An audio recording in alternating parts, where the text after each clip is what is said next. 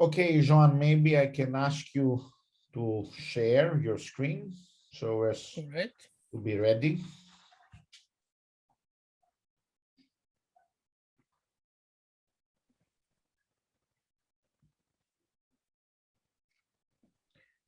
Very good. So in a minute, we can start.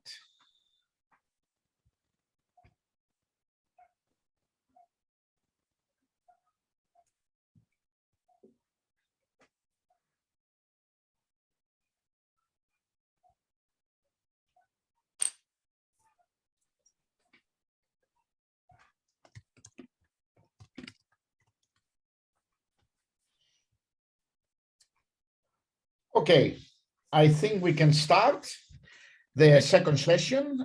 Welcome to all the speakers again.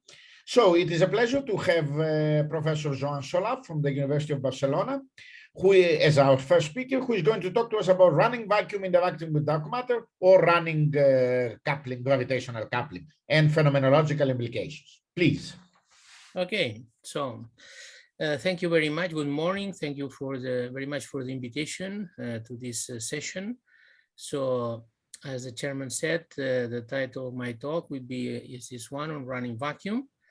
And basically the guidelines are the following. I will summarize very briefly about vacuum energy and the cosmological constant problem, on dynamical dark energy, running vacuum in quantum field theory, and some applications on the famous H0 and sigma tensions and conclusions. So as we know, the story about vacuum energy is connected with the cosmological constant in Einstein equations, which is a parameter which was included 2 years after these equations were first introduced.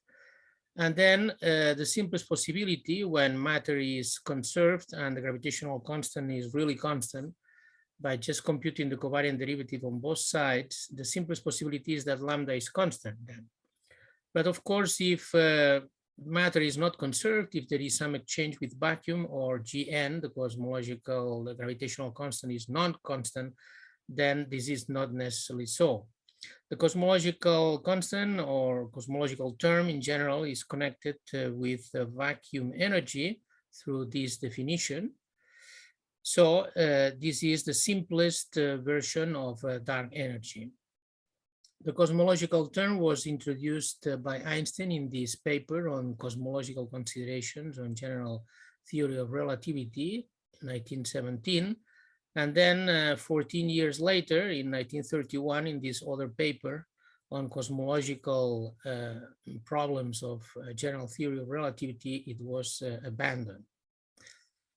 However, it stays, even it was abandoned, it stays with us. And in fact, it has caused the so-called cosmological constant problem, which has various versions, but the toughest one is the so-called all CC problem or fine-tuning problem, which is caused by the fact that the physical value of the vacuum energy is not just the term in Einstein equations or in the Einstein-Hilbert action, this term here or here, but it is the sum of two.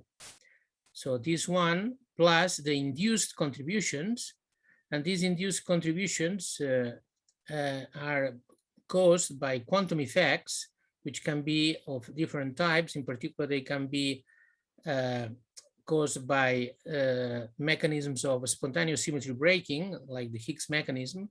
Okay, so this could be, for example, the exploitation value of the Higgs potential, and also by generic contributions from any quantum field, the so-called zero-point energy.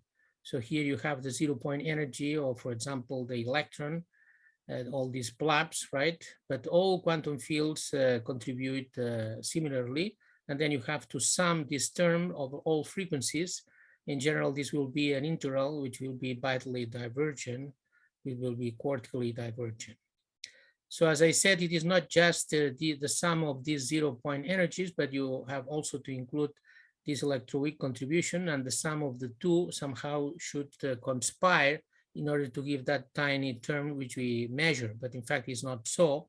And that's why we have this big problem, the so-called cosmological constant problem, which is not solved yet. It can be expressed in terms of this table when you consider the contributions from the electroweak standard model sector, or even from QCD. When you perform the ratio between the prediction and the experimental measurement, which is given by this term here, then we find this famous many orders of magnitude of discrepancy. In particular, in the case of the standard model, the electroweak sector gives some 55, 56 orders of magnitude. And of course, this is increased when we consider ramified theories or quantum gravity, in which we get even larger contributions.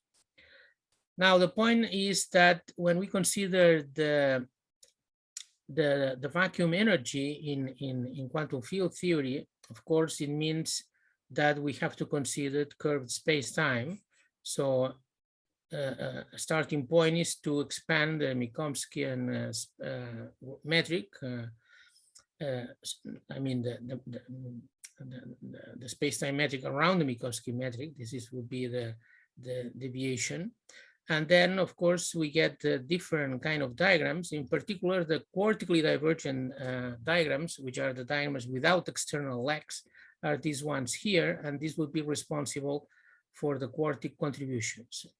But we also have other diagrams with different insertions, with many tails, actually an infinite number of tails of the external gravitational field. These are not formal gravitons if we are in quantum field theory in an external background field, okay?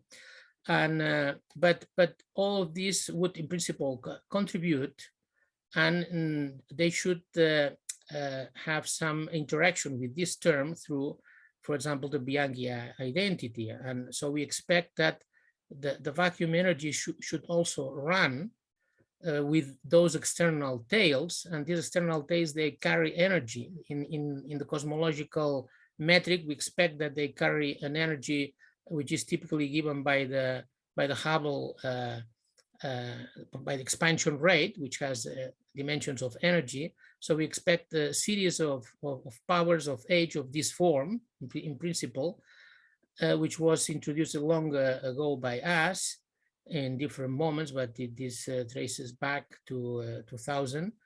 And it has been checked more recently that this kind of series can help to feed the data better sometimes than the standard model, and it can even help to solve the famous H0 and sigma 8 tensions in a variety of papers written with my collaborators. Okay.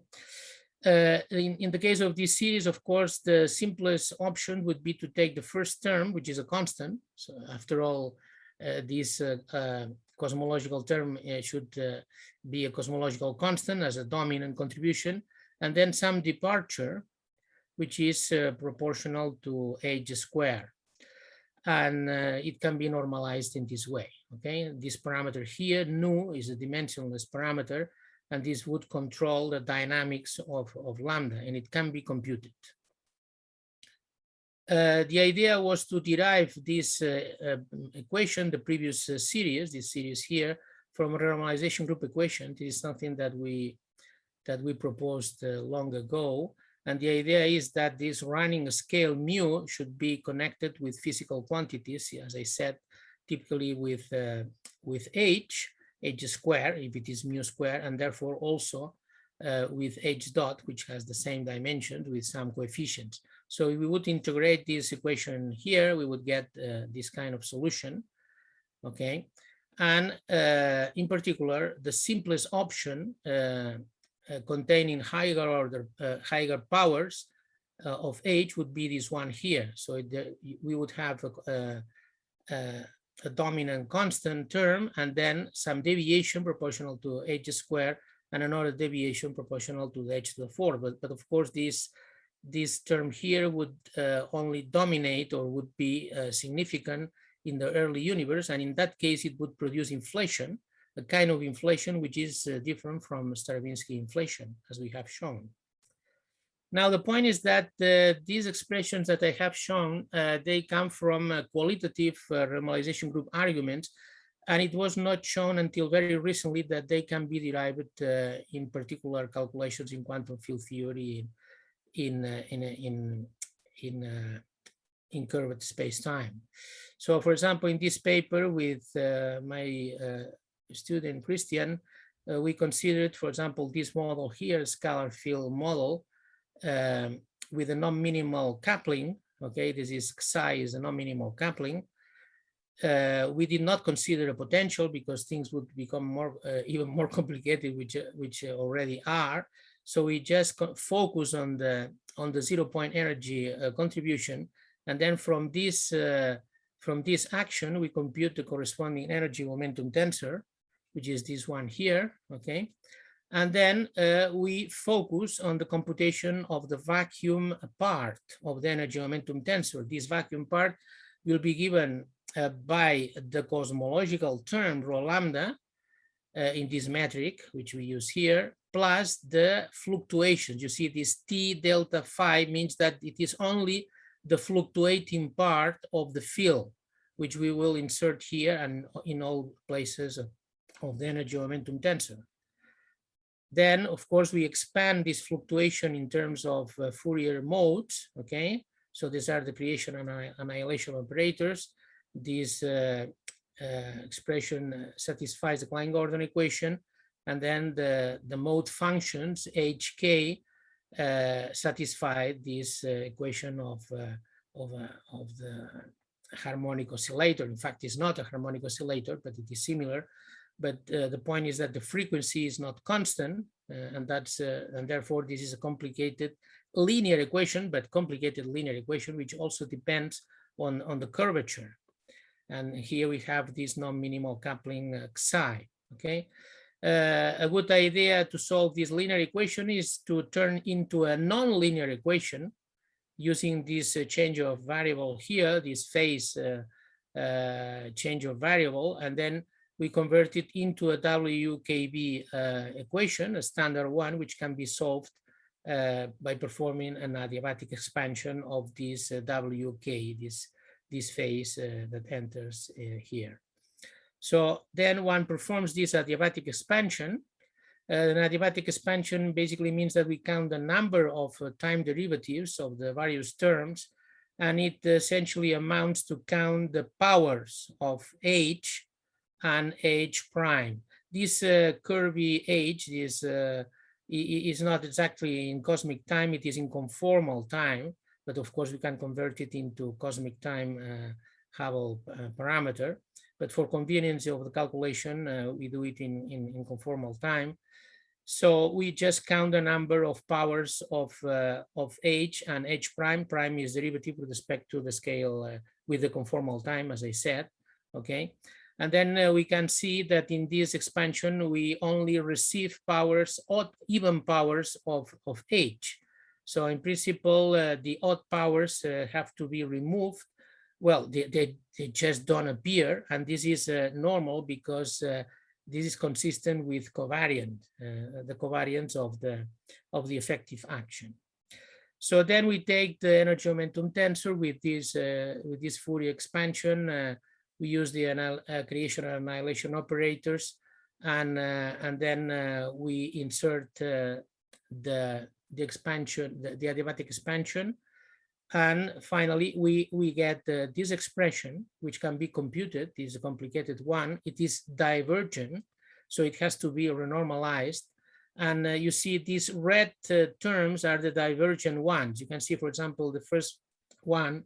If you count the number, this omega k is a square root of k squared plus m squared. So it counts like k. So you see 2, 3, 1, 4. So it is quartically divergent, okay? This one is also divergent, but it is not quartically, it's quadratic. This one is logarithmic, and so on and so forth. The other terms are finite. Now, the point is that, of course, we have to renormalize this, and in order to do it, we perform a subtraction of the on-shell contribution meaning the contribution of the fluctuation of the fluctuation on shell, on the mass of the particle, minus the same expression at an arbitrary scale, which we will use for other purposes. But here we compute only the contributions up to fourth adiabatic order, because these are the only ones which are divergent. In the case of the energy momentum tensor, I mean, the higher order contributions are finite, so we just subtract the contributions which are divergent. So in this subtraction, we get a finite expression, as you can see. This is the final result. So this is finite. And then this expression will go into the generalized Einstein equations. I'm saying generalized because they have the typical terms, G mu nu, I have divided by 8 pi G, rho lambda, and the energy momentum tensor of the fluctuations, but they also contain this term H mu nu 1, which is the functional derivative actually of the R squared term, which also gets involved in the Einstein equations at this order. We don't need anything else for the free millimeter of Walker metric, which is our background metric. There are all the contributions that would vanish, or they would be just topological contributions, which can be ignored. So now the point is that we relate the renormalized energy momentum tensor at two different scales, and then using these equations here, if we perform a subtraction at two different values of m, we can re-express it in terms of the expression on the left-hand side, which are known because we can compute G mu nu, this Einstein tensor, G mu nu here. We also know the expression for this one here. And then we can get some expressions, which I don't have time to explain.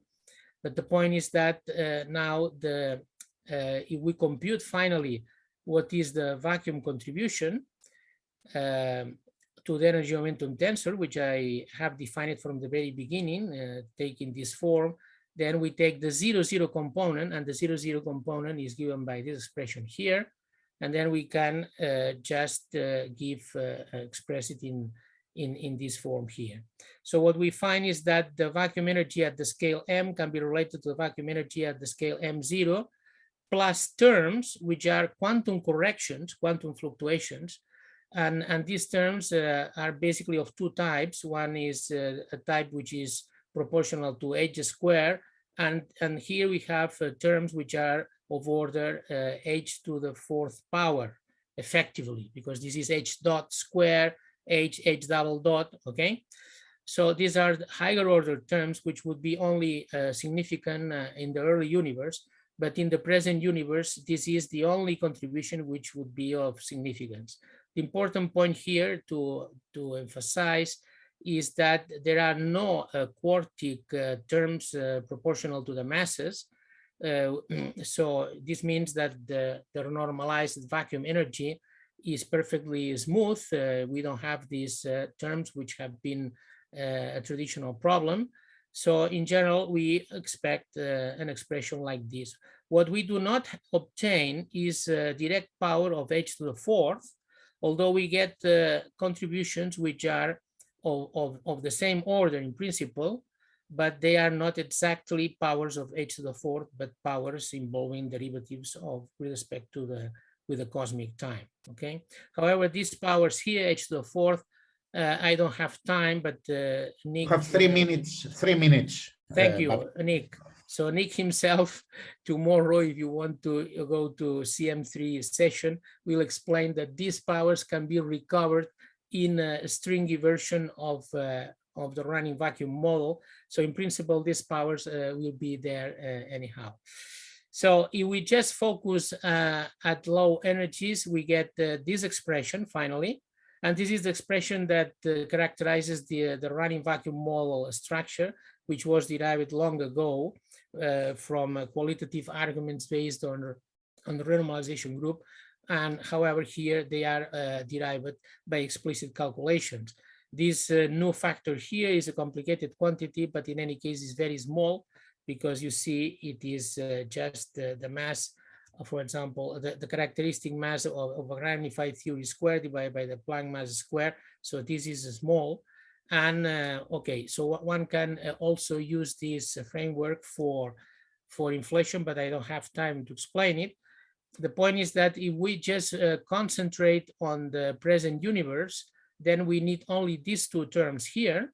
Then the equations can be solved easily, in fact.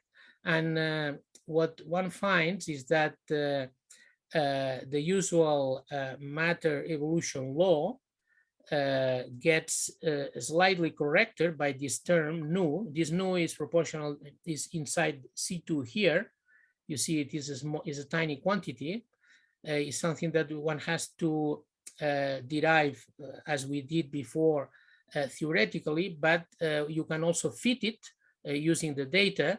And from the data, we find that this parameter is small, but not terribly small. It can be of order 10 to the minus 3.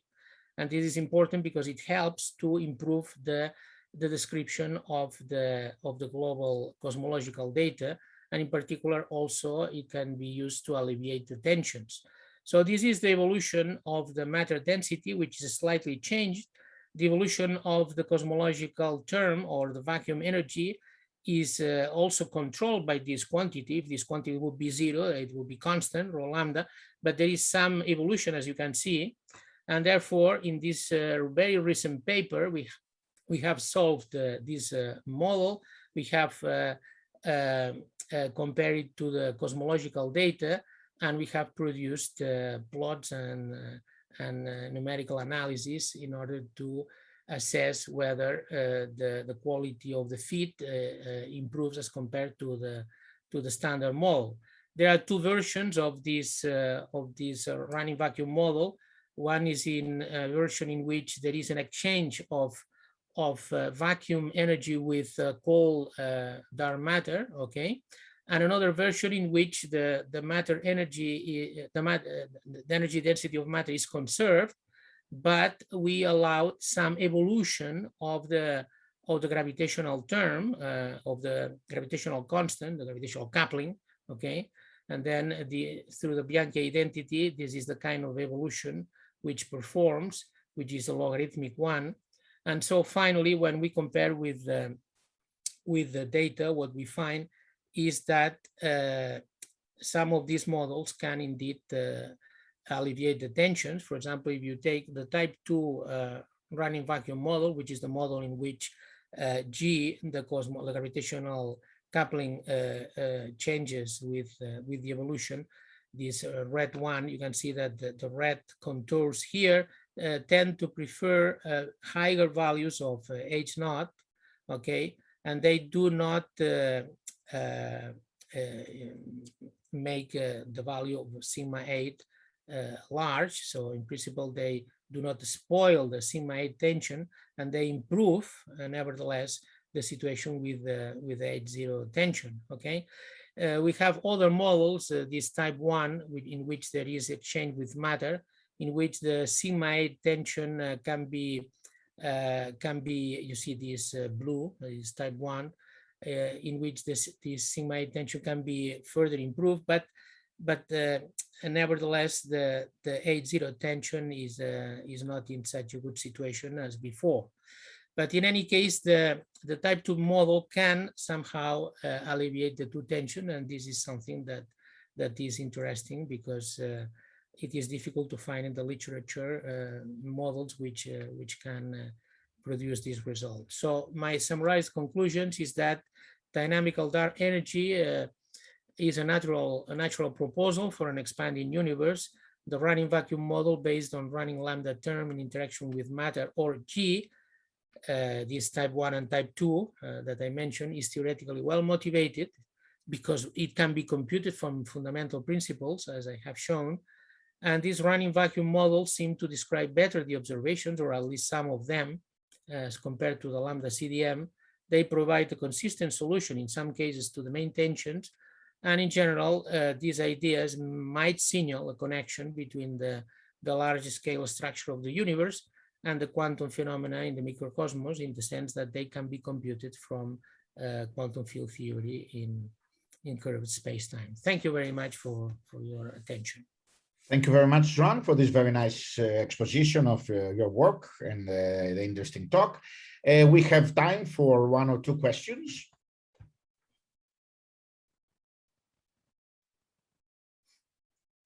Yes, Carlos, yes, please. Hello. Well, thank you for this talk, Juan. And I just have a basic question about, as far as I understand, the underlying physical field behind this H, this generalization of the cosmological constant in terms of H powers is this scalar field. And so the question is, if this scalar field can be constrained somehow or can play a role regarding an inflationary universe, the early universe, the very early universe? Oh, yes. Well, this field phi, I guess you mean this starting point here. Sorry. Yeah, when you generalize the Lagrangian, right? with the minimal coupling, yes. Yes. So we took here just a generic scalar field phi. You don't have to specify a lot about this field. In principle, the only thing you need is to admit that it has a non-minimal coupling with curvature. And then from here, we have constructed an effective action in which what you see is actually not the effect of the direct effect of the scalar field, but what you see is how the effective action is modified in terms of powers of the Hubble parameter and the corresponding derivatives. So the model actually, as you can see at the end, you can see it here, it behaves as a model in which you have powers of H and powers of H dot and double dot, okay? So this is the only thing you have to consider because this is the effective behavior of the model. I see, but at some point H depends on phi. Yes, which is here, this psi. So basically it is the value of psi which specifies the nature of the field, okay? So exactly. So for example, if you can see that in a conformal coupling, psi should be 1/6, and then all these terms would disappear. Yeah. Okay. And but can have this some application to inflation?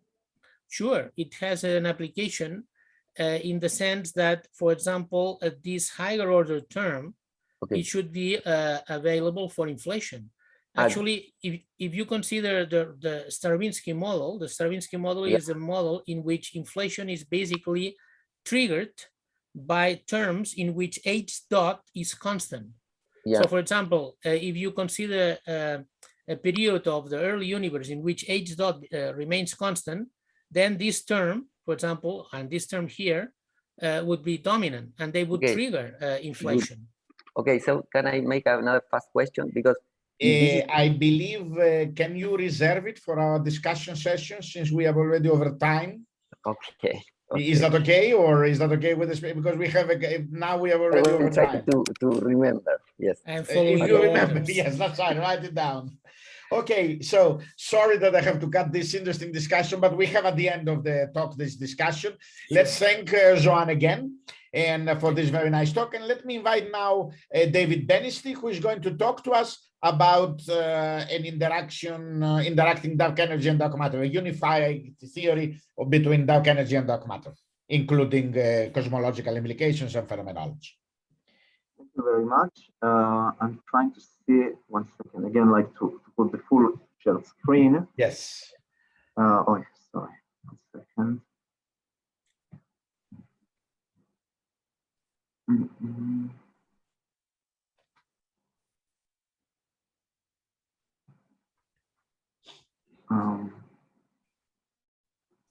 Yeah, I think it's this one. Very good. Okay. Thank you. Thank you very much. Thank you for Johan for the very interesting talk, I must say. So, thank you to you. now I'm a visiting researcher in Frankfurt Institute and also like a very short-term postdoc in Ben-Gurion University. And on October, I will begin my fellowship at the University of Cambridge. So I have to mention this. So I'm going to speak about what I did like in my PhD thesis under the supervision of Eduardo Gendelman, Professor Eduardo Gendelman at Ben-Gurion University. This is based on these 5 papers. I'm not going to speak, of course, on all of these 5 papers. I'm only going to review the basic ideas of my thesis. So as we know, the 2 basic features that we have of our universe, this is actually the dark energy and the dark matter. I mean, most of the universe is dark, okay, with like unknown and still like open question, which kind of dark matter it is, or what is the dark energy, is really only lambda, or this is part from some modified gravity or something like most extensive. So in order to address the fundamental question of the coincidence problem, I mean, so maybe there is like some approach how to see if there is like some interaction in between the dark energy and the dark matter, or some unification, because they have the same ratios. So the coincidence problem asks why the ratio of the dark energy and the dark matter in our universe are more or less on the same order, okay, like our free, but still in the same order. So let's begin, I mean, with the standard quintessence model, which is very familiar in the community. So we have the kinetic term and the potential term. And of course, I mean, if you write down, I mean, the density and the pressure, so we have like the kinetic term has like equation of theta 1, and the potential has equation of theta -1. And it's very possible to use this like some dynamical dark energy model, because if we have like a slow roll feature, so we mean that the kinetic term is going to be negligible partially to the potential, so we have some dynamical dark energy feature. So if we have like this slow roll condition, for instance. But if we want actually to address from quintessence model some unification of dark energy and dark matter in order to track, I mean, this kind of interacting behavior, it's not possible to do it, I mean, from regular quintessence. So I mean, like in this paper, for instance, that published in Physical Review, they showed like for different models of dark energy, how it changes, I mean, the value of the Hubble constant, that's all. So the unification of dark energy and dark matter was addressed originally by Martin Goetz, Gao, and Parkinson and Andrew Liddell in some model which was not based on an action principle. So I mean, in their energy momentum tensor, they had like some kinetic term, okay, and some potential term.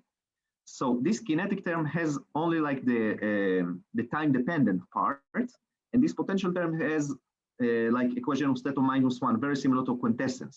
So I mean, if you're asking about the comparison to quintessence, the kinetic term of this energy momentum tensor only exists only in the density. So you don't have like a contribution in the pressure, okay? So this is like only time dependent. And then if you require that this energy momentum tensor is going to be conserved, so you get like this modified Klein-Gordon equation. So again, to remind you, in the regular Klein-Gordon equation, the component is 3h, not 3/2h.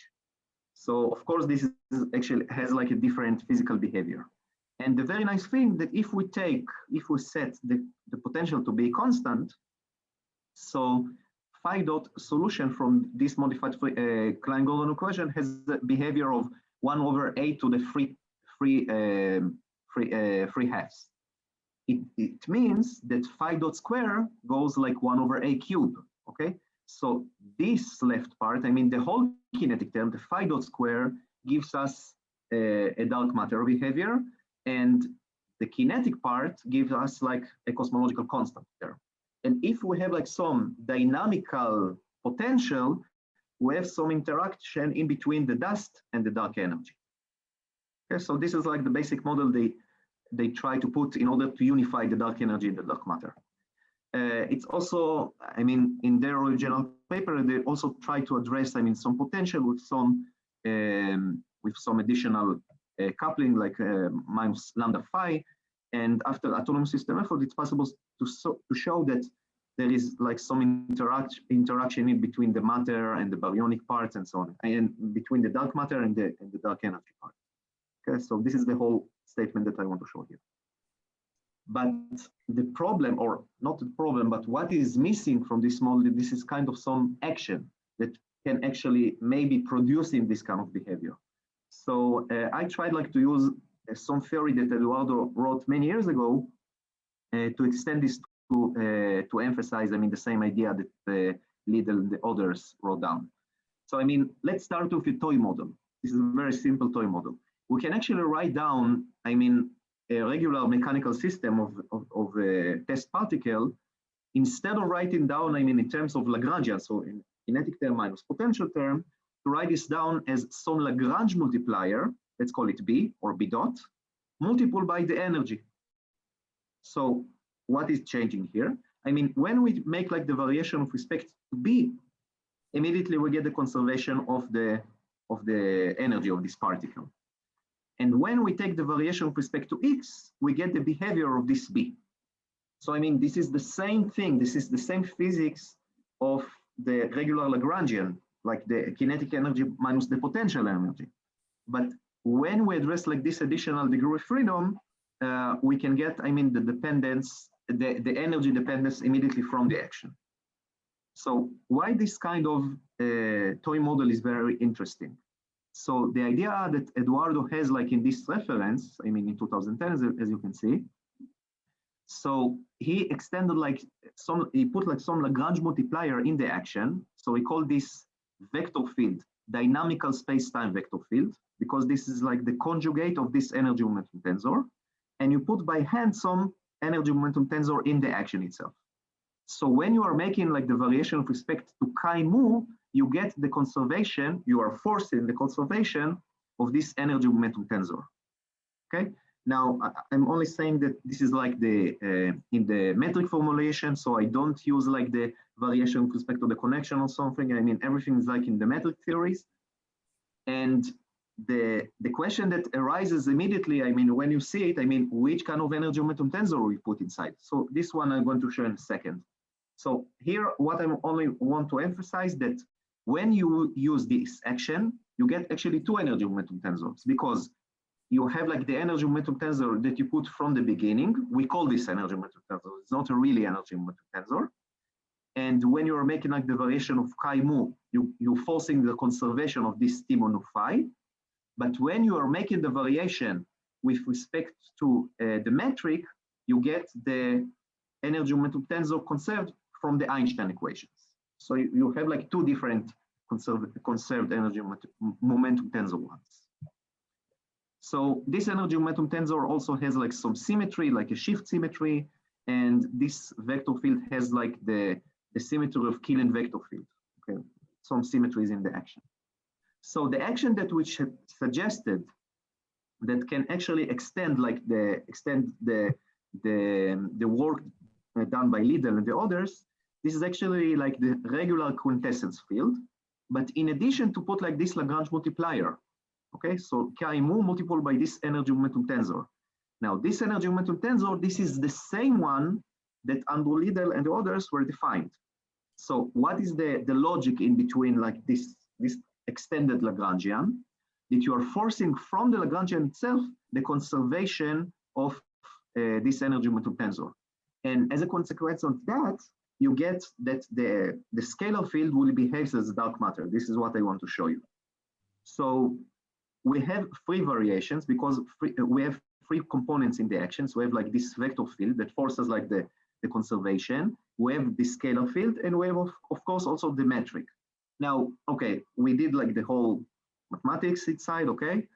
So, but only from the first variation, this is what I want to show you again, that from the conservation of the energy momentum tensor, we get immediately the 3/2 multiplied by h. So now we don't have like the regular Klein-Gordon equation, but the modified, the extended one. And after a bit mathematics, it's possible to show that the density goes as the following, okay? So only to give you like more intuition into that. I mean, it's usually you have to solve it numerically, but as you can see, the phi dot square, this is actually the dark matter part, because you have like minus phi dot square. You have like some potential. This is like the different potential from u phi. Okay, it's like a regular potential from the quintessence model, which emphasize like the dynamical dark energy. And you have what's called the dynamical space-time vector field. So for many solutions, for many simple solutions, chi0 actually equals to T. So if you take like, for instance, like for lambda CDM, chi0 dot is actually 1. So you recover lambda CDM. Okay? So now let's see, a constant solution. So if you are taking U of phi, this is like the potential in the T1 of phi to be constant, okay? So we can define the difference in between the dynamical space-time vector field derivative and 1. I call this like delta. And then you get like these 3 equations. Okay, this is like a very simplified equations. But as you can see, and this is what I want to show, like this kind of form equations, you have 3 fluids in this kind of theory. You have a matter fluid. You have like only density without pressure.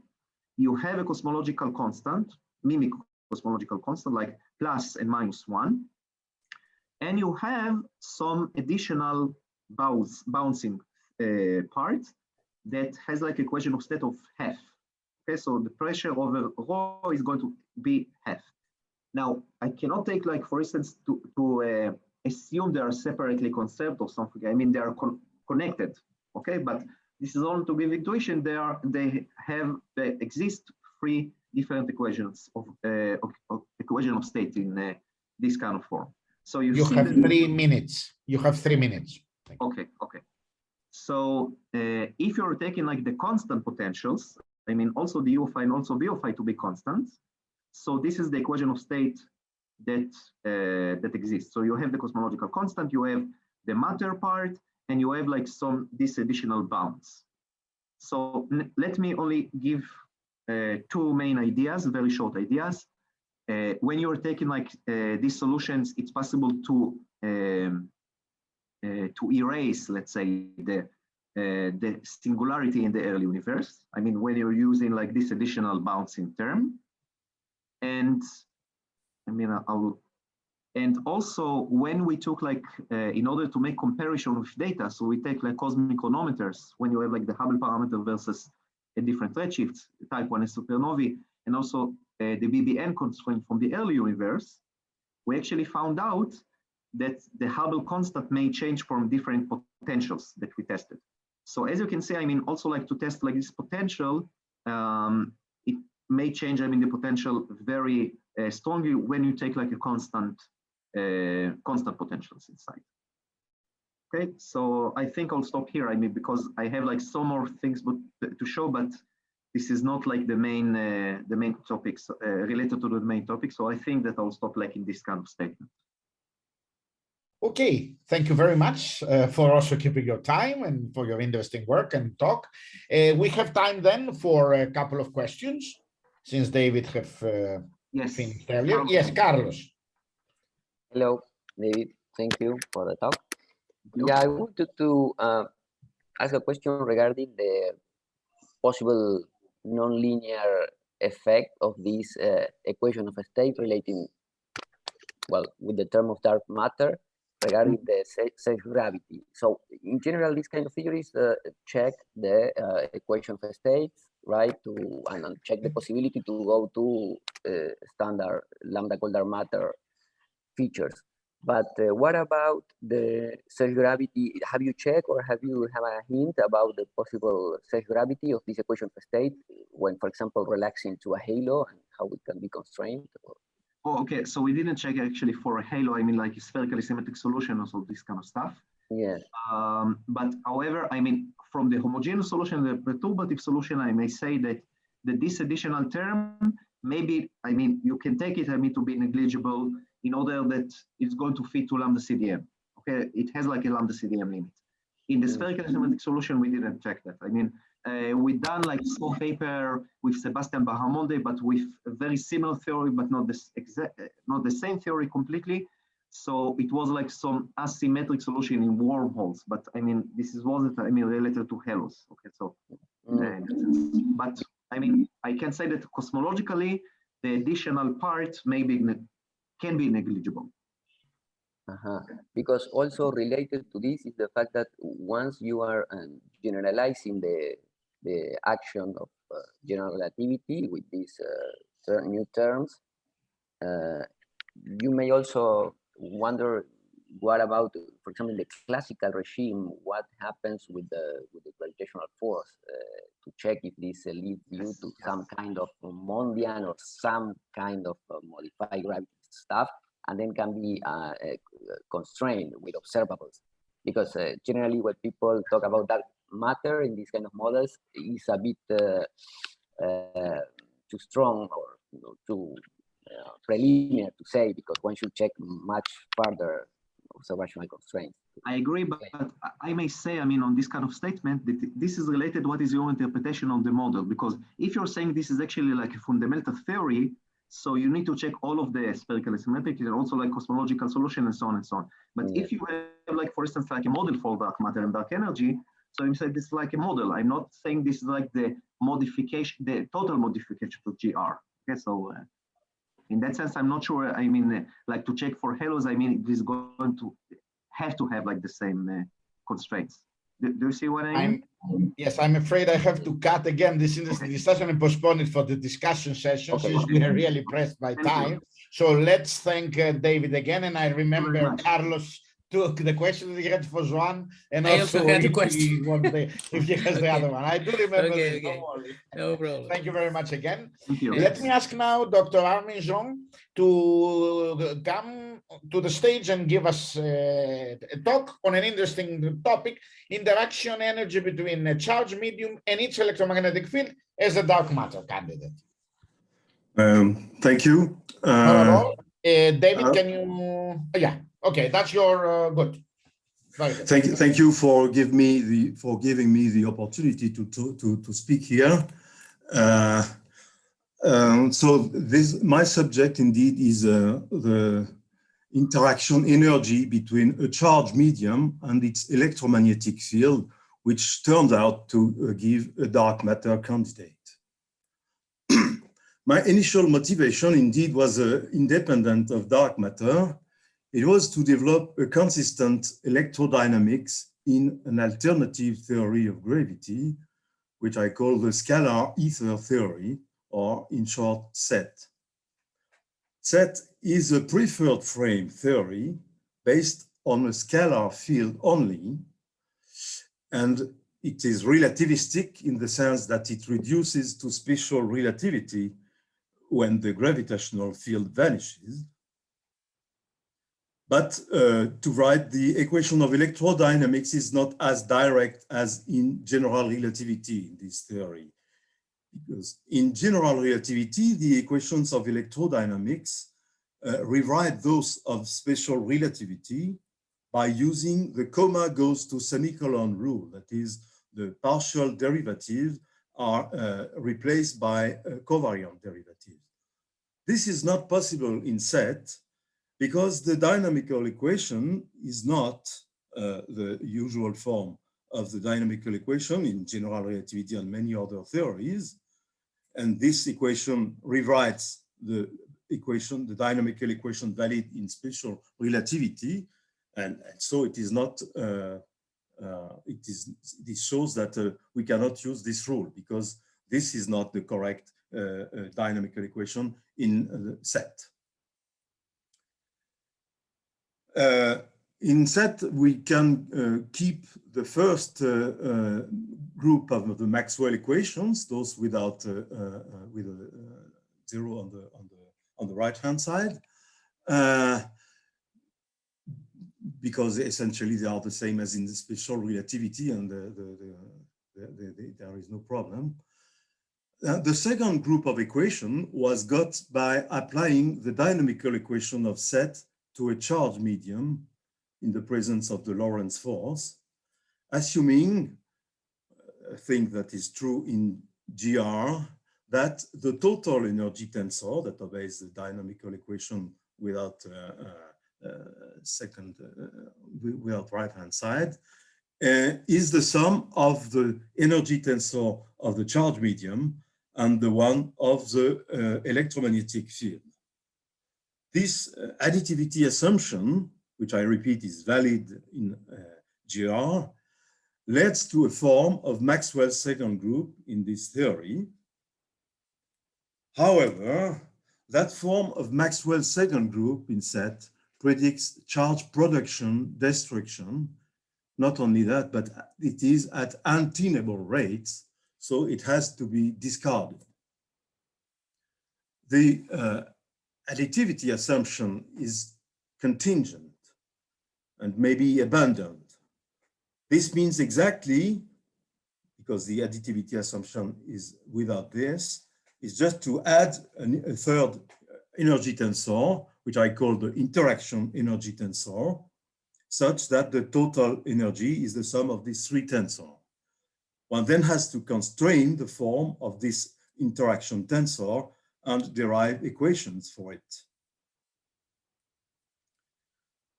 In special relativity, the additivity assumption holds.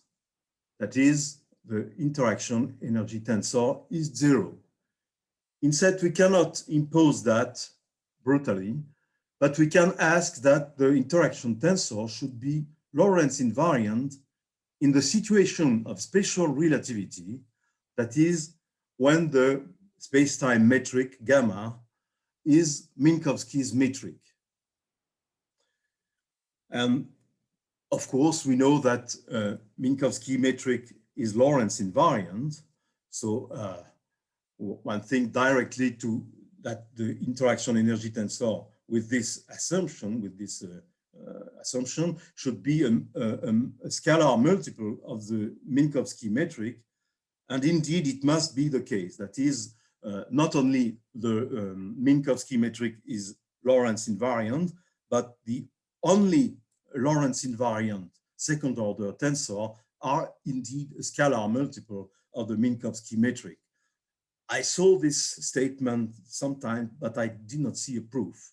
So I proved this statement. This was 3 years ago. So this Lorentz invariance is equivalent to say that the mixed form of the interaction tensor is a multiple of the Kronecker tensor in the situation of SR, but this definition, or the equivalent definition P multiplied by the space-time metric, is generally covariant. So we adopt it for the general case. This is a very simple form of a tensor. With the additivity assumption of the energy tensors, I showed that the system of equations of electrodynamics of this scalar theory of gravitation set, I showed that the system of equation is closed, but as I recall, it violates charge conservation. Now, with the scalar interaction energy tensor, we have just one unknown more, the scalar field P, so we need just one scalar equation more. I showed that it is consistent to add charge conservation as the new scalar equation. Then the system of equations of electrodynamics of set is again closed, and it satisfies charge conservation. And based on that closed system, equations were derived that determine the field P, the scalar field, in a given general electromagnetic field, EB, and in a given weak gravitational field with Newtonian potential U. So the scalar field P, which determines the energy interaction tensor, obeys an advection equation with a given source and given characteristic curves. That means given means that the source and the characteristic curves do not depend on P. And so P obtains by integrating S along those curves. Now, the interaction energy, the T00 component of the interaction energy tensor, which has this form, it can be counted as dark matter. for, first, it is not localized inside usual matter. It is gravitationally active, as is any component of T00, which is the source of the gravitational field in set. And it is exotic. It is not usual matter. For example, it has no velocity. It is Lorentz invariant, and it is just a multiple of the metric, and it is not. So it has no velocity. It is very exotic form of a tensor. It's not matter tensor. Now, in the second part of my talk, it will be rather different. Once I have this definition of energy interaction, the interaction energy,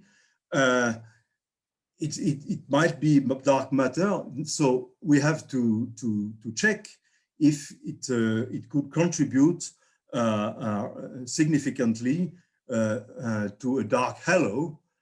And to check this, we must be able to calculate the Maxwell field, basically the interstellar radiation field in a galaxy.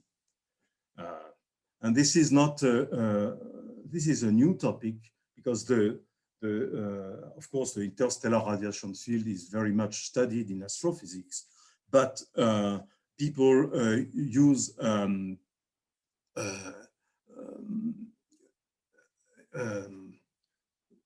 they don't consider the Maxwell field. They solve radiation transfer equations, and they do not consider an electromagnetic field with coupled electric and magnetic field.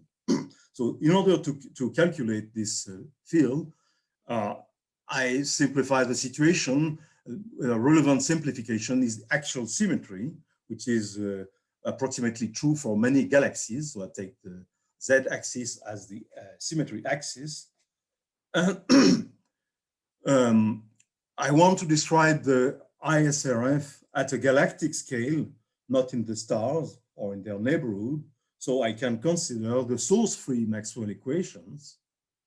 Now I prove the theorem that any time harmonic axisymmetric source-free Maxwell field is the sum of two Maxwell fields, one deriving from vector potential A, having just AZ non-zero, the actual component of the vector potential, and another one which is deduced from a field of the form 1 by electromagnetic duality.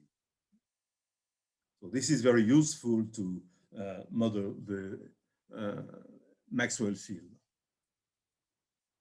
I consider a finite set of frequency for simplicity, and using the theorem above, the electromagnetic field is generated by potential, actual potential. So one for the first solution and the other one for the solution which we take the dual of. Moreover, in the totally propagating case, which is relevant, we have an explicit expression for a solution of the wave equation, which is time harmonic and axisymmetric. It is this one. It depends on a spectrum function, Sj, a function of one variable. So it has a simple explicit form. So it is given by this spectrum function. I model a galaxy as a finite set of point-like stars with an azimuthal distribution which is uniform. These point-like stars are obtained by pseudo-random generation of their cylindrical coordinates with specific probability laws, in order that the distribution of rho and z, so rho is the distance to the axis, is approximately that which is valid for the star distribution in the galaxy considered. I started with the Milky Way, and the set of these points is approximately invariant under azimuthal rotations of any angle phi. You have 3 minutes. 3 minutes. Yes, thank you. Thank you. I'm soon finished. So we consider a sum of spherical potential emanating from the stars, and we fit this sum by the unknown potential depending on the spectrum function Sj, and this gives us access to this spectrum function, and so we determine the electromagnetic field. I will show you now an application to the spatial variation of the spectral energy density in our galaxy, Milky Way. So in order to do that, I adjusted the model of the electromagnetic field by demanding that the measured spectral energy distribution at our local position in the galaxy is the same as the one which is measured by satellites, essentially. And so at other positions in the galaxy, I obtain a prediction, and I compare this prediction with that given by a radiation transfer model, which is a very, very different model. And so we can see that the model of the Maxwell field oscillates quite a bit, but it is close to the prediction of the radiation transfer model. This is at 1 kiloparsec from the axis of the galaxy. See, this is also, but with 1 kiloparsec altitude. And this is closer to our position at 8 kiloparsec. So these are the predictions. Now I come to my conclusion. So in that ether theory of gravity, a consistent electrodynamics in a gravitational field means introducing an additional energy tensor, which has this very simple form. This is a possible contribution to dark matter. It is not ad hoc at all, because I introduced this to solve another problem, electrodynamics in my alternative scalar theory. It can be calculated from the data of the electromagnetic field and the gravitational field.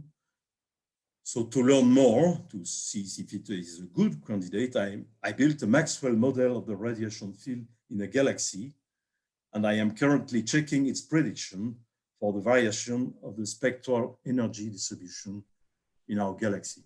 Thank you very much. Thank you very much for this interesting talk. We have time for 1 or 2 questions.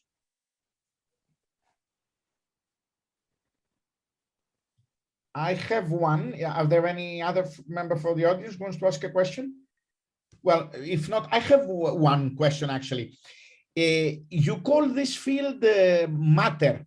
Why is not an energy type contribution? I mean, what is the equation of state? Because it looked to me that T mu nu is gamma mu nu times P. Would it be wrong to call it dark energy rather than dark matter? That's a question. In other words, what's the equation of state of this field? I do not have an equation of state for this tensor. Right. I do not need an equation of state because as I said, the system of equations of electrodynamics in my theory is closed with the introduction of this and adding the charge conservation. So, yeah, so my only question is whether your interpretation as matter or energy is probably something in between, something that is an energy. I mean, I don't know. Certainly it is not matter. It's not matter, precisely. Yes. It's not matter in the sense that we understand it with the standard equation. And for example, it has no velocity. Matter That's right. should have a velocity. That's right. So it could be a form of energy, if you like, dark. Well, something. Yeah. Okay. Yes.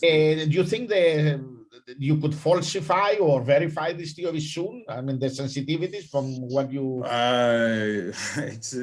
As I showed you, I'm immersed in calculations of the electromagnetic field in a galaxy, and I want to have good results before I try to see if the distribution of this P is something like a real dark matter halo. So I'm not yet at that. Okay, good luck. Thank you for the questions. Thank you very much. Thank you very much for your interest. Let's thank the speaker again once more. And now let me invite Dr. Adrià Gómez-Valén, who is going to talk to us about constraining the interactions of the dark sector with cosmological data. Okay, thanks a lot, Professor Mavromatos, for the introduction and also for your kind invitation. It's a pleasure to have this opportunity to present my work here in this DM1 session. And yes, I'm going to show you some up-to-date constraints on the interaction between cold dark matter and the component that might be driving the current acceleration of the universe. And I will do that in the context of two alternative models, two different models. The first one is coupled quintessence with a fifth force between dark matter particles that are mediated with a scalar field, which plays the role of dark energy in the late-time universe. And in the second model, which is the one that has already been analyzed by July6 in his talk, is the Richie running vacuum model. I will dedicate more time to the coupled quintessence because the second one, as I say, has been already explained by Joan in his talk. So this talk is based on these two papers. The first one is about coupled quintessence. It was written in collaboration with Valeria Petorino and Professor Luca Mendola.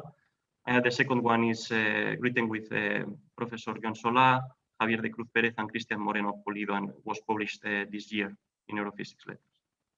So the outline of my presentation is this one. So I will explain coupled quintessence, the basic equations at the background level. Then I will explain you which is the effect of the coupling on the power spectrum and the temperature CMB anisotropies. I will list the data sets that we have employed in this statistical analysis, in this fitting analysis, and I will present the main results and the main contour plots. In the second part, I will describe the basic equations of the Richie running vacuum models, and I will present also some results, of course, and I will end up as usually with the conclusions. So let us start with coupled quintessence. So I consider this Lagrangian density for the dark sector. Notice that the scalar field phi is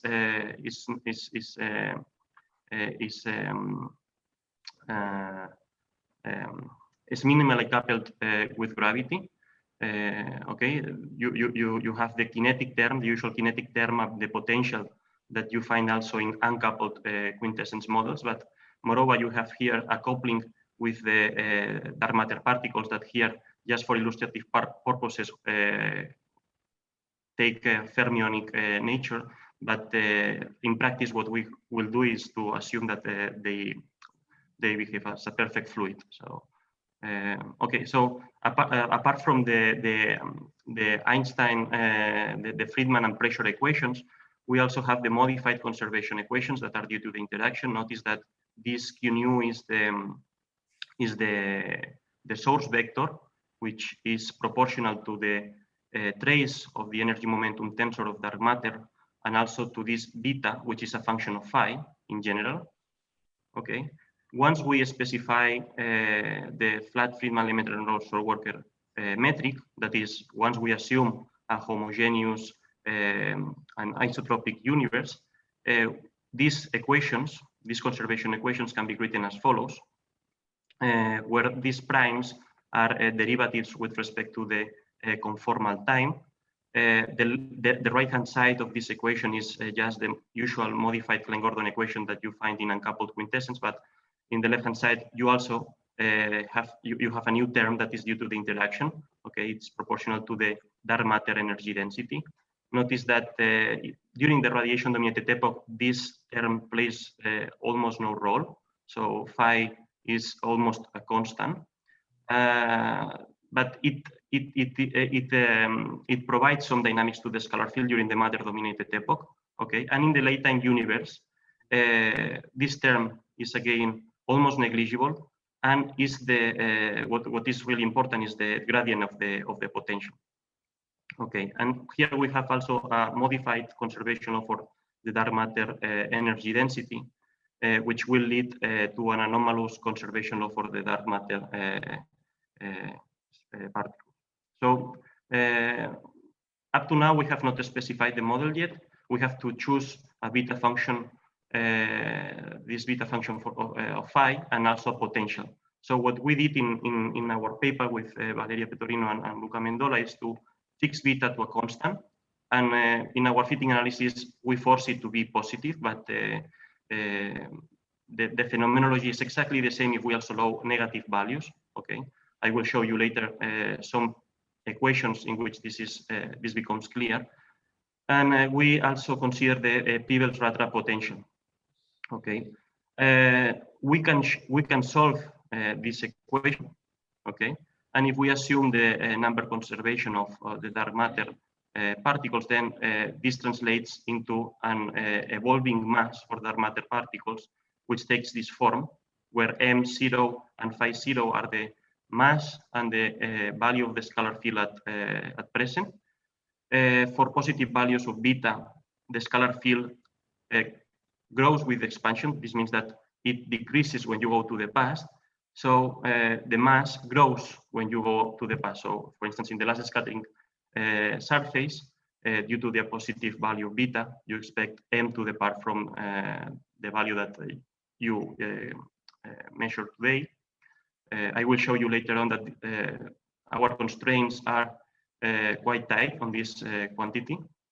And yeah, so let me mention that this model has scaling solutions in the matter-dominated epoch. This means that the fraction of dark energy during the matter-dominated epoch remains constant and could be non-negligible depending on the value of beta. You can see here that if you increase the value of beta, the plateau grows, okay, as expected.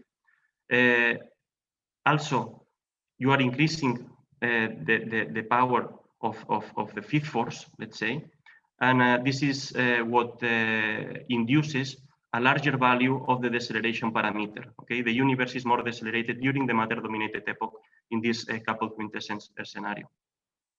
What about the linear perturbations in this model? So here I just show you the equation for the dark matter density contrast, okay, which has two additional terms with respect to the usual uncoupled quintessence, which is this one and this one. Okay, notice that phi prime in practice is proportional to beta, so this is proportional to beta squared as this term.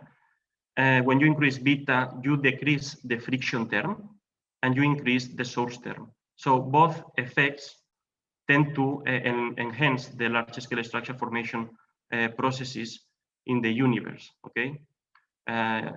Actually, if you consider the simplified case in which you neglect the effect of baryons, then you can compute the density contrast for matter, and it evolves as the scale factor to the power 1 plus 2 beta squared.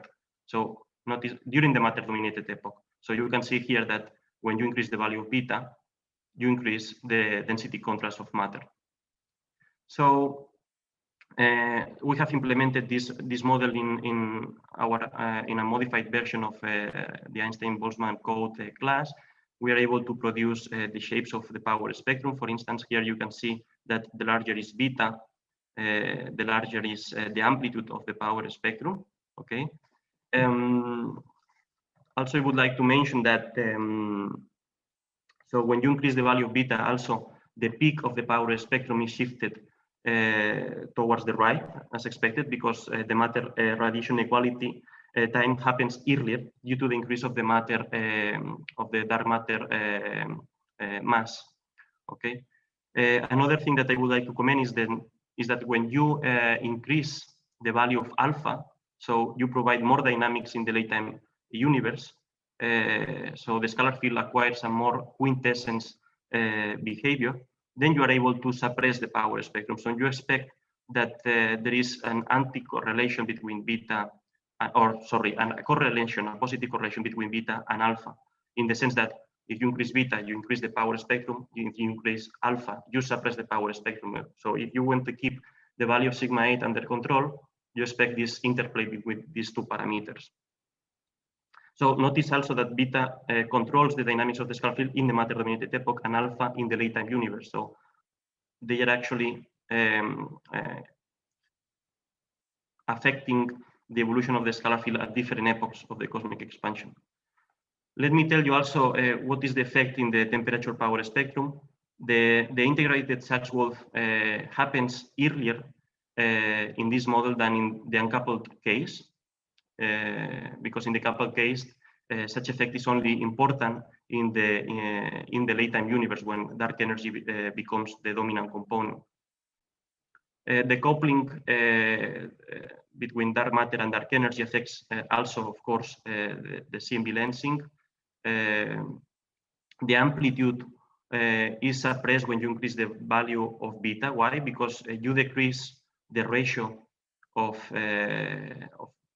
between the baryon energy density and the dark matter energy density, okay? Because you are increasing the dark matter mass at the last scattering surface.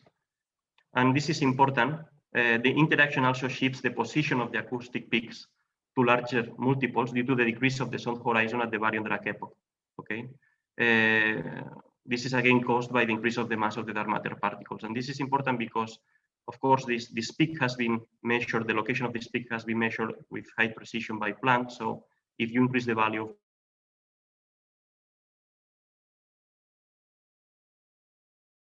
compensate this shift, you should increase the value of H0 in the late-time universe. This is at least what we could expect. But we will see in a moment that the data actually does not give us too much freedom, and the H0 tension is actually not relieved at all in these models. But okay, what are the number of parameters in this model? So we have the usual 6 lambda CDM parameters, that is the current baryon and dark matter energy densities, the reionization depth, the spectral index, and the amplitude of the primordial power spectrum, H0.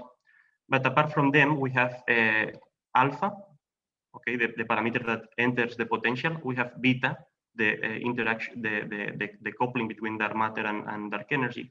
And we have, in principle, we could have 2 initial conditions, one for phi and one for phi prime. What happens is that in this coupled quintessence scenario, phi prime has an attractor. So in practice, we have only phi ini, the initial value of the scalar field together with alpha and beta. This model has 3 nested models. Of course, if we set alpha and beta equal to 0, we recover the lambda CDM. If we set the coupling to 0, we recover the Peeble-Ratran model. And if we set alpha to 0, then we recover coupled dark energy with a flat potential.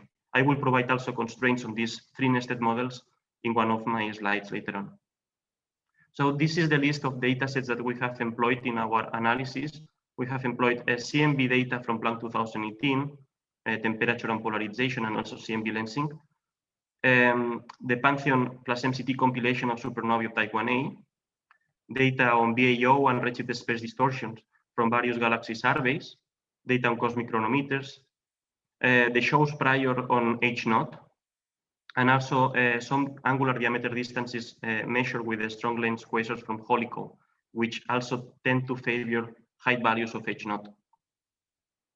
So, of course, we are interested in comparing the statistical performance of coupled quintessence with the lambda CDM. So we apply a mathematical implementation of Occam's razor principle. Okay. And we do that through the bias ratio, which is defined as follows. This is the ratio between the probability of having coupled dark energy giving a data set divided by the probability associated to the lambda CDM. So in case, if we assume a priori that they are equally probable, then this ratio becomes the ratio of evidences, where the evidence is given in terms of this integral, which is a product of the likelihood and also the prior probability distribution for the parameters that enter the model. So as you can imagine, this integral is very difficult to compute because it's a very high dimensional integral with very complicated shapes for the likelihood and potentially also for the prior. So, but fortunately, we have some numerical techniques that allow us to solve this. And in particular, there is this Python code MC evidence developed by Alan Hevens and collaborators in 2017, and we have employed this code to compute the evidences for coupled quintessence, lambda CDM, and all the nested models.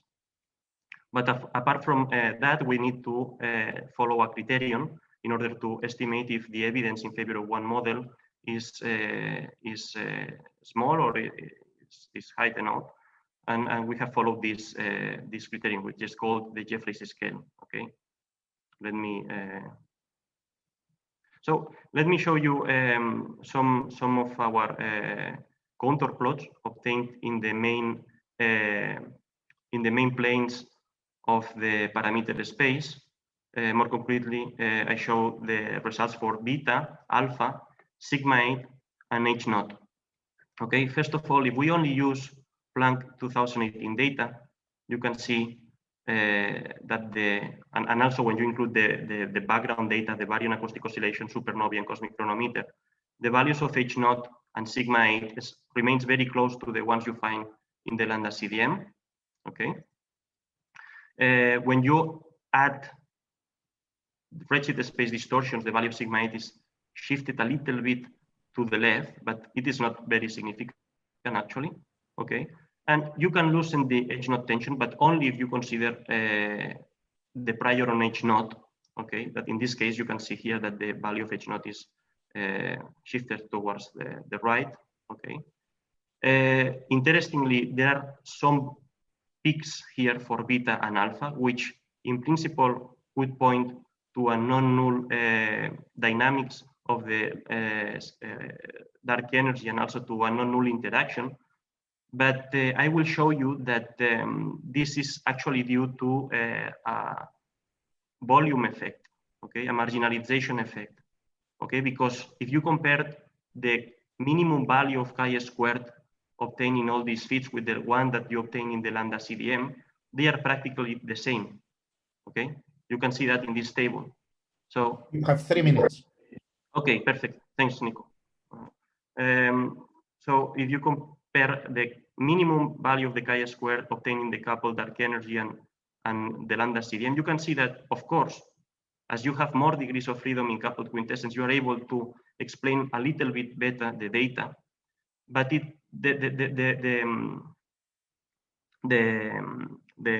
improvement is only marginal, okay? Because the bias ratio, the logarithm of the bias ratio is very small, negative, and this shows that they are very penalized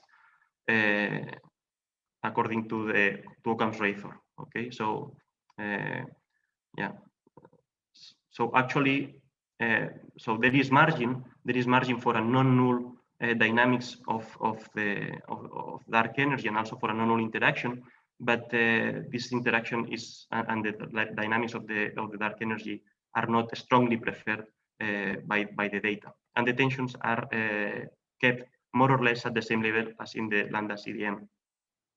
So what is the effect of the CMB lensing? When you add the CMB lensing on top of the background and redshift space distortions data, then you recover a full compatibility at 1 sigma of alpha and beta with 0. Okay, so this is the main effect. Okay, we have analyzed what happens if we, instead of using the Peebles radar potential, we consider an exponential potential. Okay, we expect of course the constraints on beta to remain more or less the same as in the Peebles radar model, because if we change the potential, we're changing somehow a little bit the late-time dynamics of the scalar field, but not the dynamics in the matter-dominated epoch. And this is actually what happens. Okay, here you can see that we obtain values of beta, central values of order 10 to the minus 2, and here we obtain also values of order 10 to the minus 2. Okay, and you can see also that the model comparison is more or less the same. So we have also studied the results for some nested models, as it was reported in previous papers in the literature by Joan Solà, Javier de Cruz Pérez, and myself. There is you can lower down the value of sigma 8 in the context of a P-Valratra model, okay, but the H notation is not alleviated. Okay, I do not have time to analyze the other columns. So let me talk very briefly about the Richie running vacuum model. So as Joan has mentioned in his talk,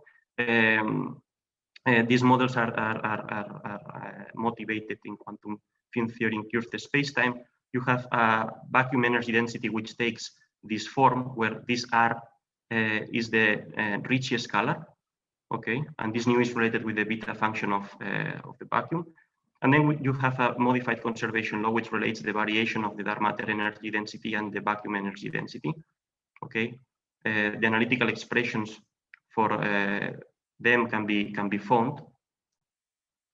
This is the same plot that has shown Joan. Okay, I just wanted to remark that that in this type 1 running Richie running vacuum model, which is the most similar to the coupled scenario that I have described before, then you do not loosen the H naught and sigma tensions neither. This is because there are very strong constraints on the dark matter energy density at the last scattering surface. So when you use CMB data, this value is the value of the energy density of dark matter is very restricted, so you do not have a lot of freedom to play with it. But only when you activate the interaction at lower redshifts, as in this case, type 1a running vacuum model with a threshold, then you can alleviate the sigma tension. And then there is this other scenario which has already been mentioned by Joan in his talk, and I will not repeat it here. But in this case, you have an interaction. You don't have an interaction between dark matter and vacuum, but you have a running G and a running vacuum. And in this case, you can alleviate both tensions at a time. So it is a very interesting case. Okay, and yeah, this is basically. You are actually over, so you will take it from your question time. I actually have already finished. I will read the conclusions and that's it. So we have shown that updated constraints on two models with interaction between cold dark matter and the component in charge of the current acceleration of the universe. The dark matter energy density is very strongly constrained by the CMB data, and this limits the ability of these models to alleviate the cosmological tensions. The mass of the dark matter particles is restricted in this coupled quintessence scenario to be of the order of 1% in the complete cosmic history. Applying Ockham transfer, we conclude that the lambda CDM is preferred by the current cosmological data when compared with coupled quintessence. If the interaction in the dark sector is activated at later times, for instance, around z = 1, there can be interesting consequences as the alleviation of some tensions. And it is also curious to see how some regions of parameter space in coupled dark energy with a significant late time dark energy dynamics and non-negligible interactions with dark matter give rise to a phenomenology almost indistinguishable from the lambda CDM. And that's it. Thanks a lot. Thank you very much for this nice talk. We have time for one question. Carlos. Sorry, we have two people, Carlos and Joan. I will shift a bit the break, so don't worry, we have plenty of discussion time. So you can ask both, first Carlos and then Joan. Okay, good, Nick, thanks. Okay, thanks, Adrian, for the talk. You're welcome. Given that you have a Lagrangian with these new fields, so a fermionic one and also interactions among them. So I was wondering, when you said you extended the CMB calculations, CMB fast, did you consider an interaction term in the Boltzmann equation to the right-hand side, or? Yes, I considered interactions also at the perturbations level, but notice that these interactions only affect the dark matter and dark energy equations, let's say, because so we do not couple baryons with dark energy. Okay, so for instance, we can pass all the constraints on the fifth force that are obtained in Cavendish experiments in this way automatically. No, because my question is because we have recently also worked in the generalizations of Boltzmann hierarchies, which from first principle Lagrangian, so with interaction in the fields. So you have to generalize the right-hand side of this Boltzmann equation, but the kernels generally are quite heavy to be implemented in the CMB solver. So I was wondering if you had to live with these kernels generalized with interactions, or I mean, you consider a standard Boltzmann with the zero? Yes. Okay. Yeah, I consider the standard Einstein-Boltzmann equations, and I just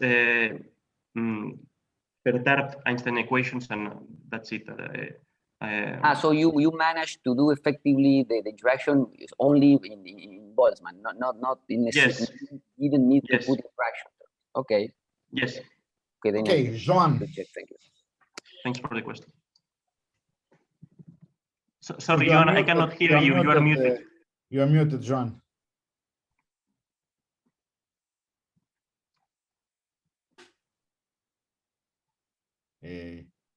You're still muted. Sorry. Oh, now you're fine. Yes. No, I will be very fast. No, I was just curious because your growth function for the couple quintessence model does not depend on the sign of beta, because it depends on beta squared. It is different from the running vacuum. Do you have some physical interpretation for that? Well, when you increase the value of beta, you are increasing the fifth force. Actually, yeah, it's something that it was curious also for me when I started analyzing this model.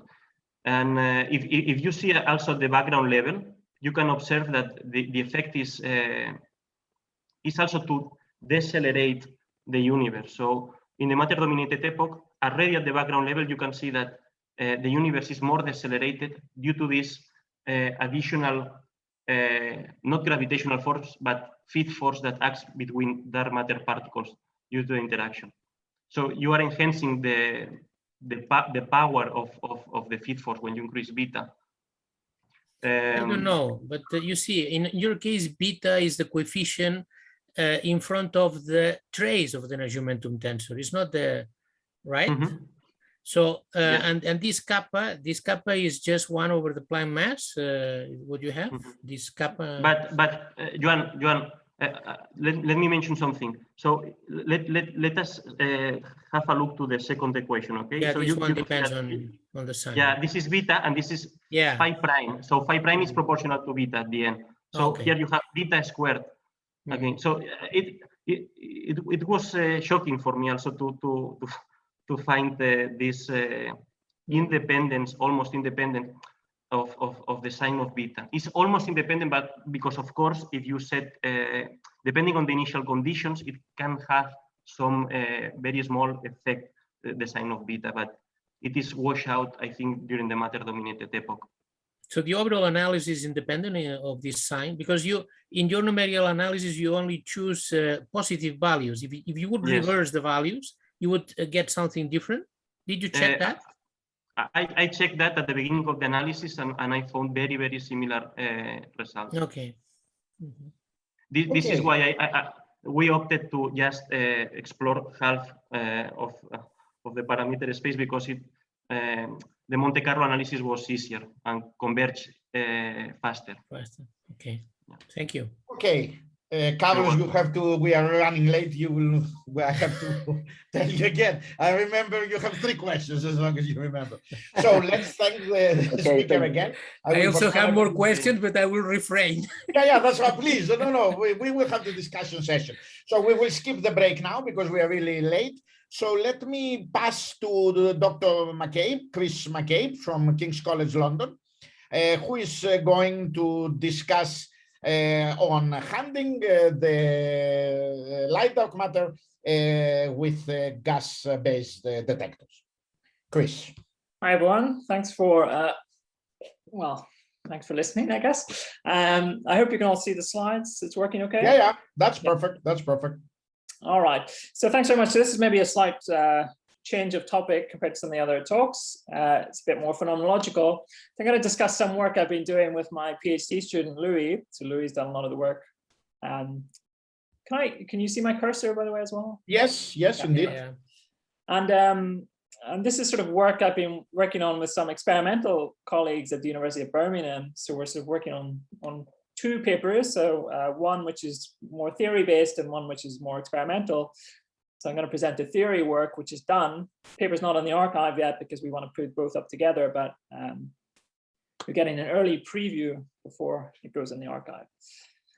So let's start with a little bit of motivation, because it's been a little bit, as I say, a little bit of a maybe change in topic compared to the previous talk. So I like to start with this quote by Weinberg when thinking about this question of why dark matter should interact with normal matter.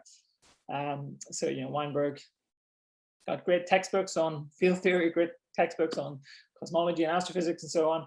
And there's this quote, up to a point, the stories of cosmology and particle physics can be told separately. In the end, though, they will come together. And I think dark matter research is a perfect kind of example of where these 2 fields have come together. So from cosmology, we have a precise number for the relic abundance of dark matter that we have today.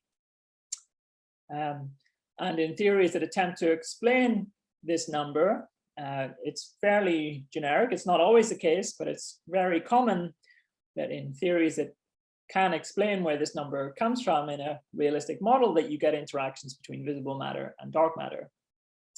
And then, of course, particle physics, the structure of particle physics, symmetries and so on allow us to understand what these interactions could look like, so we can really limit the possibilities and really try and categorize all of the ways in which dark matter could interact with normal matter given some input from cosmology.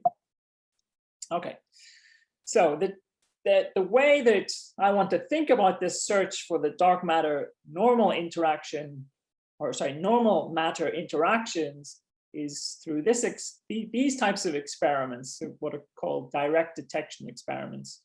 So here's kind of a cartoon representing the basic idea behind direct detection experiments. Okay, so we are living on Earth, and or most of us anyway, and we have this dark matter flux that's constantly passing through us. So this is the galactic flux of dark matter. So it's constantly passing through the Earth, and so the idea is that we build some detectors somewhere on a laboratory on Earth.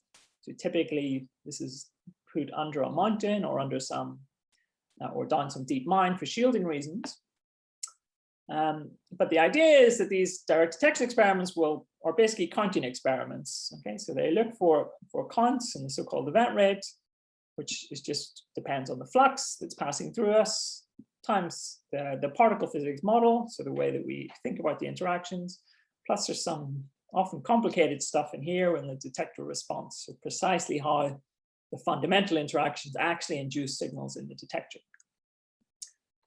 Okay, so there's in principle lots and lots of ways that dark matter could interact with normal matter.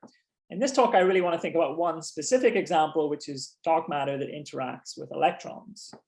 So we want to use these lab-based direct detection experiments to look for dark matters that's going to interact with electrons in some way. So perhaps the most straightforward way of imagining that dark matter can interact with electrons is shown in this little cartoon. So we have a dark matter particle from the galaxy coming into our laboratory, coming into our detector, and coming close to an atom where it will interact with an electron in that atom and ionize it. Okay, so it just gives it some energy. So in order for this process to happen, in order for a dark matter to kick an electron out of an atom, we need to do a little bit of kinematics. It's not too difficult. So this is a fairly intuitive equation. So the kinetic energy of the dark matter particle just has to be greater than the binding energy or the ionization energy of the electrons. And so if we put in some numbers here, we roughly know what the speed of dark matter is. We roughly know what the binding energy of atoms are, so it's around 10 to 15 eV. We put in the numbers, we find that we should be able to be sensitive to dark matter particles more than a few MeV with atoms. Okay. So we're going to be able to probe dark matter heavier than 6 MeV, and then we're going to put constraints on the dark matter electron scattering cross-section. So this is the state of the art of these searches. So again, we have two key parameters, the dark matter mass along the bottom. Okay, and again, just from the kinematics, this probes kind of MeV mass dark matter candidates. And on this axis, we have a scattering cross-section. So sigma E here is just the cross-section to interact with the electron. And so broadly speaking, there's two classes of constraints in here. So there's constraints that comes from atoms, so as I was just talking about, where the binding energy is of order 10 eV. So you can get down, as I said, if you look at the xenon 10 line, for instance, it shoots up at about 6 MeV, which I showed you in the previous slide. And you can do a little bit better if you want to consider things that have lower binding energies. So semiconductors, for instance, have a band gap of about an eV, so you can get down to slightly lower masses. So you have semiconductor searches here, and then you have the atoms here. So let's get on to the main topic that I want to discuss, which is gas-based detectors. Okay, so I've kind of been speaking in the abstract so far. Now let's talk about an actual real experiment. And this is an experiment that I'm not personally directly involved with, but I've been working with the Birmingham group in the UK, which is involved in this. This is kind of the type of experiment they're looking for. It's called MUSE-G. Here's the scale of it. So here's a little person. So there's a lot of shielding. All of this sort of junk is different types of shielding. And the heart of the experiment, where the interesting stuff happens, is this little sphere in the middle. So this is a copper sphere. And inside this copper sphere, we fill it with gas. And so this copper sphere acts as what's called the spherical proportional contour. So this is fairly big. From the scale, you can see, it's fairly big. So the ones they're building at the minute are about 140 centimeters. And you need to make it out of really pure substances because you don't want backgrounds contaminating the signal. So it turns out the great advantage of this type of experiment is that it can detect single electrons. So if you produce an electron anywhere inside this 140 centimeter diameter sphere, they can detect it. Okay, they have technology to detect it. So I'll show you how in the next slide exactly how that happens, but they can detect single electrons. And they can also fill this sphere with different gas mixtures. Okay, so there's different pros and cons to the different gases, but the ones that they've been considering are 3 Nobel gases, so helium, neon, and xenon, together with 2 molecular gases, so methane and isobutane. So it turns out you need to always include a little bit of methane or isobutane in order for these experiments to work as proportional contours. So typically you'll have 90% of the Nobels plus 10% of either methane or isobutane. Okay, so the previous slide I showed you was kind of 140 centimeter-ish, 130 shown here, detectors. So this is where they are at the minute. And there's a plan, there's always plans. There's a feasibility studies ongoing to really build large detectors. So the ultimate detector of this type goes under the name of dark sphere. So the idea is to scale this thing up to be 3 meters, 300 centimeters in diameter.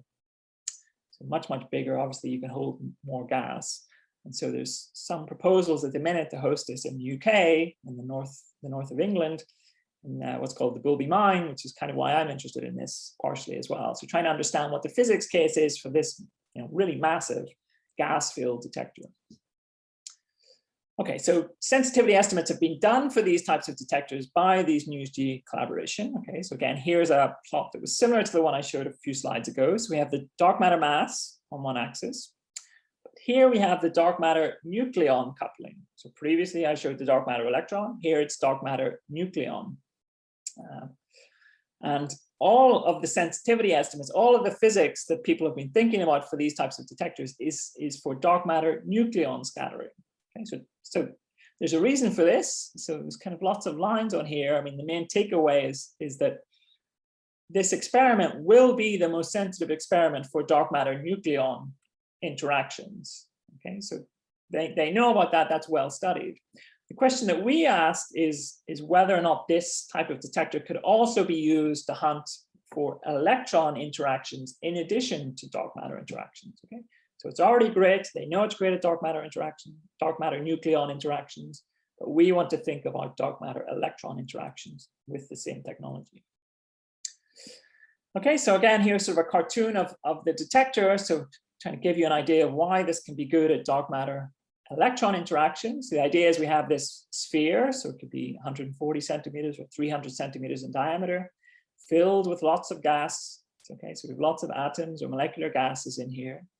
So the idea is dark matter will come in, interact with an electron in the atom or molecule in some way, and ionize it. Okay. Now the magic of these detectors is that you place an anode at the middle, so that you have an electric field which is spread throughout the whole of the sphere. And so this electric field is the thing that can pull a single electron towards the center of the sphere where the signal is read out. Okay, so this is kind of the key thing that gives it sensitivity to single electrons. So if dark matter can ionize one electron, this can be detected in this detector. Okay, so that's kind of the idea, very easy to state. Let's get on to the theory that we had to think about in order to actually answer this question of whether or not these experiments are actually good at detecting dark matter electron interactions. So, in principle, this is a straightforward scattering problem. So here's kind of a cartoon of a Feynman diagram. In principle, it's just dark matter having a T-channel interaction with an electron. Okay, and if this was normal scattering, this would be a piece of cake because you would just treat everything as plane waves and, job's done. The thing that makes this challenging is that our electrons cannot be treated as plane waves. Okay, our electrons are bound up inside some atom or in some molecule. So we have to model that in some way. Okay, so this initial electron is not a plane wave. It's going to be described by some wave function in the atom. And then once we ionize it, it's also not going to be described by a plane wave, or at least if the energy is low, it's not a good approximation to treat it as a plane wave. Instead, it's going to propagate in the field of the ionized atom. So it's going to be some sort of Coulomb wave type thing. Okay, so but again, the point is it's not a plane wave. So the way that kind of parameterize these deviations from the fact that we don't have plane waves here is to introduce a form factor. Okay, so here's the form factor. So it involves my bound state wave function together with my ionized electron wave function, plus some normalization factors here that are sort of a convention. So, maybe you could see that if you put plane waves in here, so if you made this initial state a plane wave in e to the I k dot x, and if the final wave was in e to the I k prime dot x, and you do this integral, you just get back a delta function telling you you've got momentum conservation. So this is not going to be what we have. We have wave functions which make life a little bit more challenging.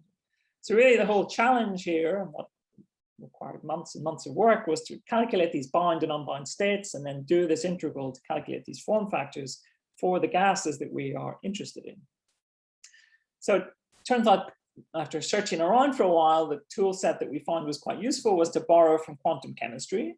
Okay, so in particular, we used this code that well, the reason we chose it is because other people at King's and in London, in our physics department, developed this code. So we're kind of searching for something. It turns out we had a collaborator at King's who could push us in this direction.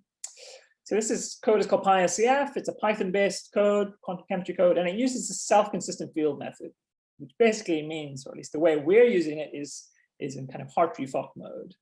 So we're just going to solve for the bound state functions using well-known Hartree-Fock methods, which kind of tried to summarize here. So rather than having this complicated Hamiltonian where we have the position between two electrons, instead we treat it as some self-consistent mean field, and we solve self-consistently, or rather PySCF solves self-consistently in this mean field. So PySCF's great once you figure out how to use it. It can work for atoms, but also importantly for us, it can also work for molecules. Okay, so here's a kind of cartoon of what the wave functions look like for the different gases that we're interested in. So neon and xenon, you'll all be familiar with p orbitals. You get these big lobes. I've shown methane and isobutane. So these are the other shells of methane and isobutane, which are probably less familiar to you. So methane is a CH4 molecule. So we have a carbon in the middle with some hydrogens, 4 hydrogens. And then the electrons are shared between the atoms because of the bonds. And then isobutane is this even more complicated piece. This is a C4H10 molecule. So there's 4 carbons in here.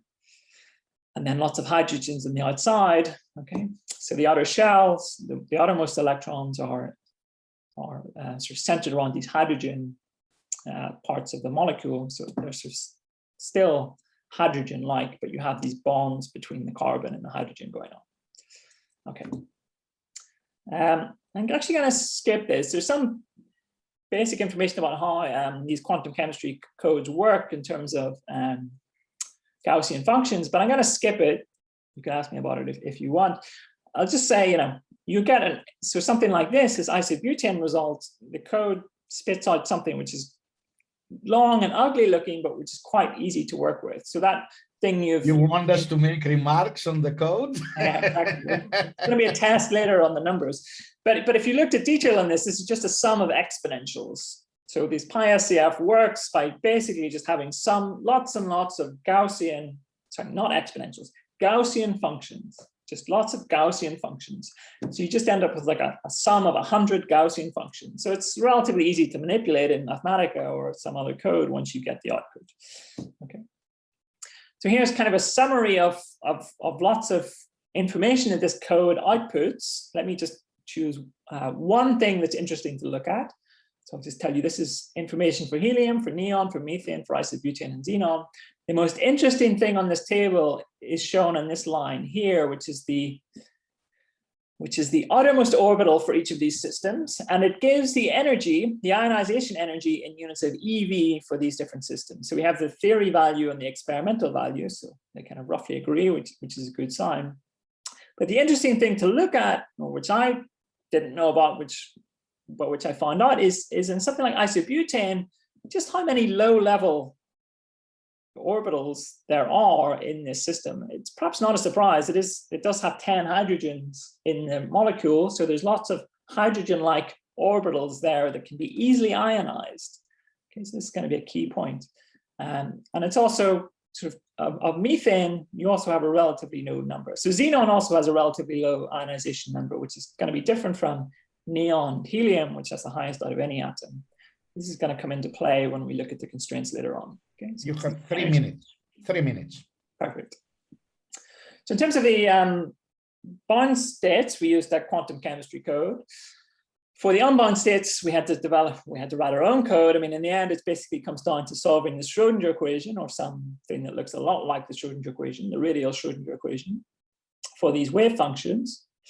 So I'll let you maybe look through this in detail later on. There's ways that you can construct what this potential looks like. So it has a nuclear piece plus some pieces due to the electron, and there's various approximations we made. The point is, for atoms, this is a fairly easy thing to do because of this spherical symmetry, essentially. And just to show you what an unbound state looks like, an unbound state just oscillates continuously all the way to infinity.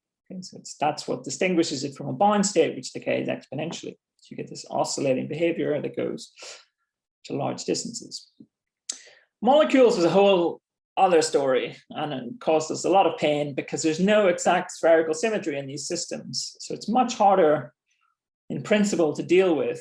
We can simplify it a little bit though when we think about what's going on in the detectors, because these molecules will constantly be changing their orientation. There is sort of more of a rotational averaging process that will be going on constantly inside the detector. So the assumption we made is just to treat this system as if there is spherical symmetry, and we solve this effective Schrodinger equation. This has solutions which are just the Coulomb functions. So we used analytic solutions for the molecules.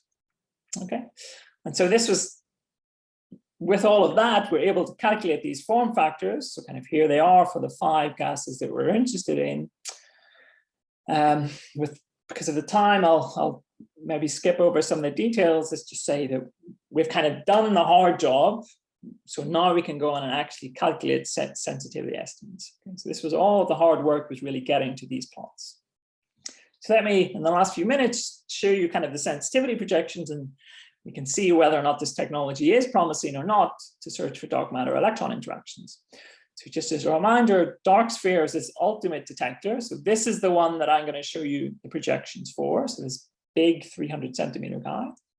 Okay, and here they are. Okay, so we've got this plane again where we have two key parameters. We have the dark matter mass, and it's in units of MeV, and we have this cross section to interact with electrons. So all of these colored lines that you see here are the projections from this dark sphere detector, assuming that it's filled with just one of these gases, so either neon, xenon, helium, methane, or isobutane. So we fill it up, we run the detector for 300 days. And as a comparison, we have the current state-of-the-art exclusion limits shown in gray. Okay, so the magnificent thing we see here is, this is like a 5 order of magnitude increase in principle. Okay, so there is lots of potential here to explore new regions of parameter space. The other thing we explored was sort of adding mixtures, so comparing pure gases with, say, helium, which is a solid orange, with helium with a 10% component of this isobutane. So this turns out to improve the sensitivity quite a bit for helium, and it depends on the dark matter model. So here's a different type of dark matter interaction, a so-called light mediator model. Here, adding something like isobutane, only a 10% component of isobutane can dramatically improve the sensitivity that you get from helium alone. And again, you're probing lots and lots of unexplored parameter space with this type of detector. Okay, so let me just conclude in the last minute or so. So we've been thinking about these types of detectors that are used by the NEWS-G collaboration. So they're gas-based, spherical proportional counters, okay, and they're already searching for dark matter. So the interesting thing is these detectors are going to basically double in size, or that's the plan, and at the same time reducing backgrounds by a significant factor, about a factor of 100. So until now, this collaboration has focused exclusively on dark matter nucleon interactions. So what we wanted to do in this study was to investigate the sensitivity to dark matter electron interactions. So we had to learn a lot of quantum chemistry and atomic physics and molecular physics in order to do this, but that was quite fun. And it was worth it in the end because the prospects of using these detectors to search for this dark matter electron interactions seem to be very, very promising. So you can potentially probe orders of magnitude of new parameter space. And we also found that these molecular gases can improve the sensitivity over, say, helium alone. And I guess I can tell you the reason. It comes back to that ionization energy, the fact that isobutane has a much lower ionization energy than helium. Okay, so I'm done. Thank you very much for this very interesting talk. So we have two questions, one from Diego and one from Joan. Further questions will be postponed in the discussion session since we are running a bit late. So, Diego, please. Yeah, if you go back to the sensitivity curves, they degrade super fast. I mean, they're phrases. Yeah. They degrade faster than xenon, for instance, at low masses. Is this because you were not careful enough, or? I mean, I'm very surprised that they go to zero, not even exponentially, right? They go to zero at zero. Yeah, so that the xenon is the same, which is a good sign, roughly. So xenon 1 ton has a high threshold. They said they look for signals with 6 or more electrons, I think, or maybe even 8. So quite a lot. The one we should be thinking about is a xenon 10 search, which is this line. Actually, it'll go to the same point though. So you can ask, why is helium and neon rising faster than these ones? So that comes down to the ionization energies. So while these have ionization energies of 11, 12 eV, helium is double that, 25 eV. So that's. No, but I guess my point is that there is always, I mean, normally you degrade because you need to go to the tail of the distribution, right, of dark matter. And here it looks like you are really, I mean, degrading super fast. Yeah, so ours will be a little bit faster because we've assumed a perfect efficiency until the threshold. So while in a real experiment, so these are kind of the best case scenario. So here you would have a more gradual turn off because your efficiency factor would sort of come into play. So we haven't folded that in. Joan. Yeah, thank you for the talk. I also wanted to ask about the sensitivity curves, but not these slides, but the previous one in which you have shown a shaded region region at the bottom. Can you show this, please? With the sort of models, I think, was that the Yeah, there was a shaded region. on here? This one? Not, I think it was a previous one. No, my question was that there are some region which is excluded. Mhm. And so it means that if we go below to some sensitivity, 10 to the minus 42, 10 to the minus 43, I don't know. No, it is not this. Actually, I have seen, Here. yeah, this one, that's right. Yeah. So this means that if, for example, the scattering cross-section would be something like 10 to the minus 44, you would miss the interaction of a dark matter particle? Yeah, so this is the dark matter nucleon plot, so the more traditional one. And this is the neutrino floor, or people call it the neutrino fog, for these types of interactions. So once you get into this hatched region, you have to compete with neutrinos, which are inducing a similar signal to the dark matter signal. So it's not a watertight experiment completely, because you can lose some signals, right? So yeah, I mean, yeah, it's a background that you have, it's another background that you would have to deal with that can mimic a signal. So it makes the search more challenging. So your sensitivity will only increase with the square root of the exposure time rather than with the... Is an irreducible background? It will be at certain points. So at certain points, it will look identical. So there'll be certain points in here. And then at other points, it just makes the search more challenging. I don't know whether I can, may I have another question or? Very quick, because very quick, yes. We can postpone it in the discussion, which is after 2 talks. It's up to you. Well, you have focused on the detection of an ionized electron, right? But why not to consider the interaction with quarks in the neon and xenon gases? Because this could produce a meson, and then you could also detect it with the electric field, right? Yeah, so you need quite a lot of energy to produce a meson. So, you know, the typical kinetic energy that the dark matter has is around 100 keV for these masses or less. So it'll be a keV to 100 keV. So at these masses, you're not going to knock out a meson or have a meson in the system. I mean, what you could potentially do is excite the nucleus up to some excited state. You know, that's a possibility, certainly. So rather than just doing elastic nuclear scattering, you can do inelastic scattering, and then you get a gamma ray from the nucleus and so on. So all of that's possible. Getting a meson really requires a lot more energy than these particles have. Okay, thank you. Okay, thanks very much. Chris, by the way, I've noticed that your talk has not been uploaded properly. I could not open the PDF, so please do it. Otherwise, if you have a problem, send it to me and I will upload it. Thanks very much again.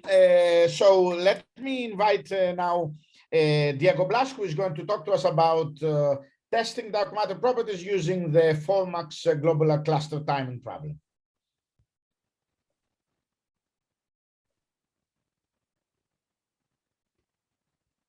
You are muted, Diego, you are muted. Yeah. Is it right now? Now it's fine. Yes. Thanks very much. Okay. Well, thanks a lot, Nick, and thanks to the organizers for this invitation. I'm going to take a different view on dark matter and how to test its properties. In this case, through the gravitational probes we have, so through some astrophysics. And this is work I did in collaboration with Sambar and Phil Bloom in Israel and Hyun Jim Kim, who is now in DESY. And yeah, this is has to do with the following puzzle. Well, this is Fornax. I'm gonna talk more about Fornax during this talk. It is a very beautiful dwarf spheroidal, and it has some globular clusters living far away from the center. And the question of this system is, why haven't these globular clusters already fallen into the center of gravity due to friction, okay, in this medium? Okay, and the reason may be that dark matter is not the standard cold dark matter, but something else. Okay, that's basically the question we wanted to address in this talk. So yeah, first let's say a few words about dark matter. Okay, very simple. I don't know what I'm trying to do. Here it is.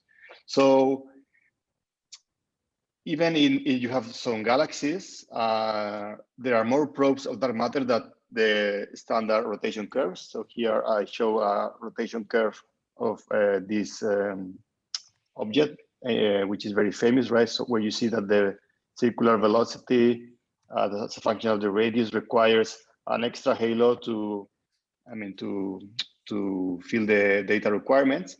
And it means that from some radius onwards, there is some large amount of dark matter dominating the gravitational dynamics of this guy.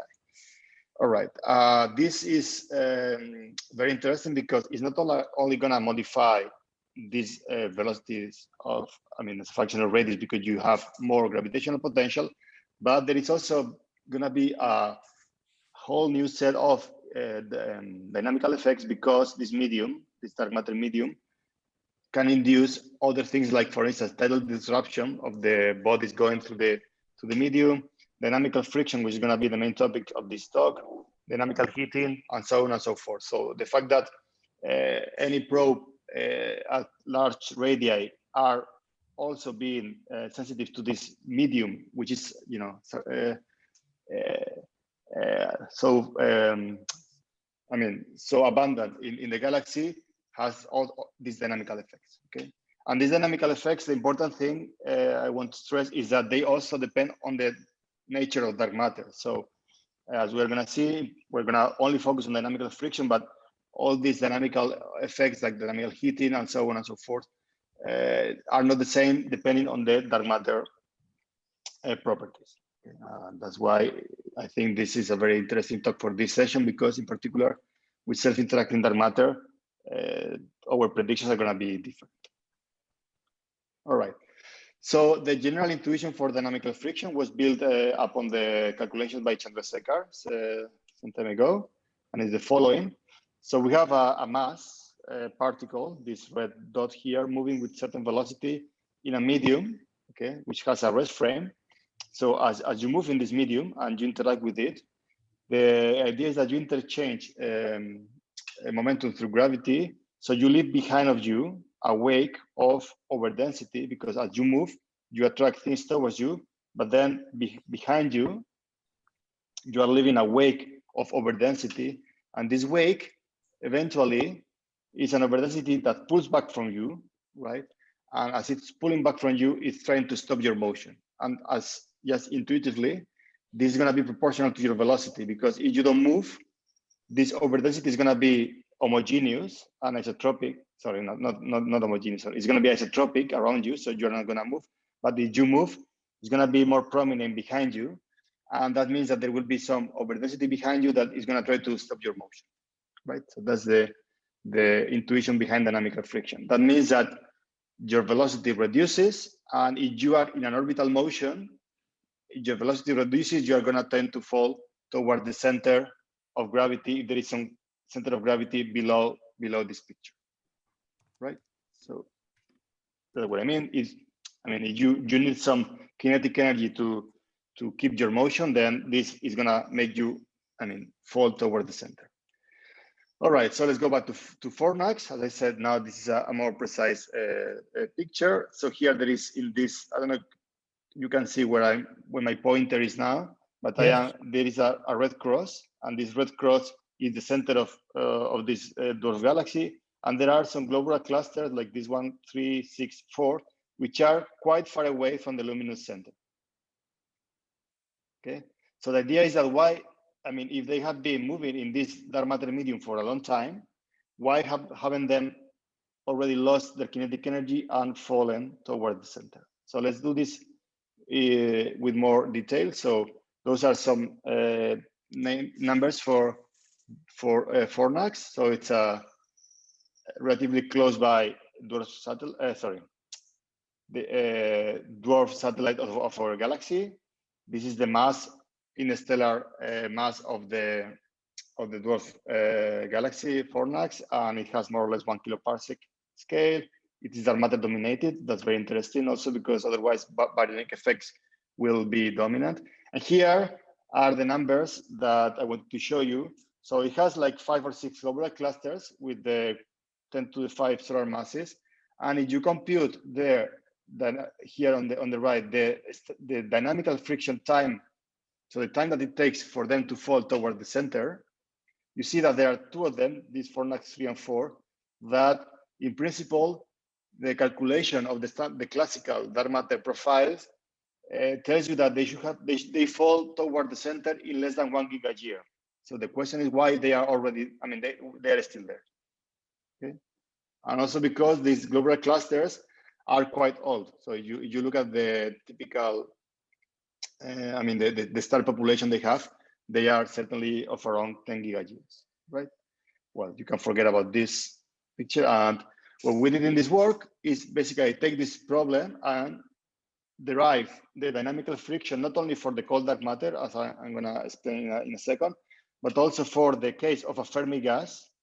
The idea is that if there is, if you consider a fermionic dark matter candidate and you have a compact system like these dwarf galaxies, compact, of course, in between inverted commas, you may start generating some kind of degeneracy for the fermions. And then this whole idea of, interacting with the medium is going to be different.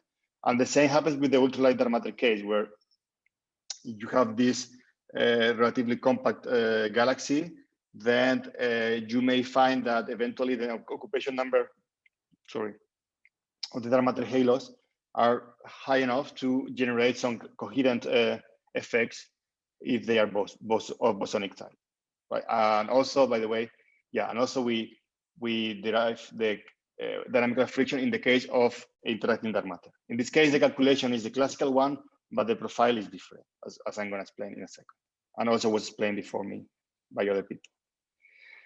We also, in the work, we came back to some constraints on interacting dark matter, but I'm not going to discuss them. The most important thing is that we derived new analytical results for the dynamical friction, and also we restate this Fornax globular cluster timing problem as if you want to try to see if there are really a tension with data in the fact that two globular clusters are found at weird places is really something we should worry about or not. Okay, so let me now go to the work we did. So this is Fornax kinematic data as a function of radius. So on the vertical axis, this is the line of sight velocity dispersion, and it is well known that this quantity of the traces of the gravitational potential is something that traces the gravitational potential of the stars. All right. So the idea is that if you have a profile now of gravity, you can try to understand if it corresponds to this data. It's very flat, as you see. Okay. And indeed, the Navarro-Franken-White curve is the solid line here. I mean, there is also a standard dark matter profile with a core which can also fit the data. The generate dark matter can fit the data. Self-interacting dark matter with the cross section I will show in a minute can fit the data. So basically, there are many models that can fit this kinematic data, right? And here on the right, I show the different profiles in density. So you can see Navarro-Franken-White. Let me just point out a couple of them. Navarro-Franken-White is this one, okay, with a very nice cusp.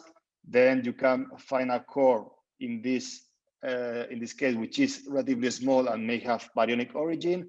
And below them, you can see different cores produced by dark matter only properties. Like the red one is the generated dark matter, and self-interacting dark matter. You can find the parameters that kind of fits the data and produce a very beautiful core, okay, at around 1 kiloparsec scale.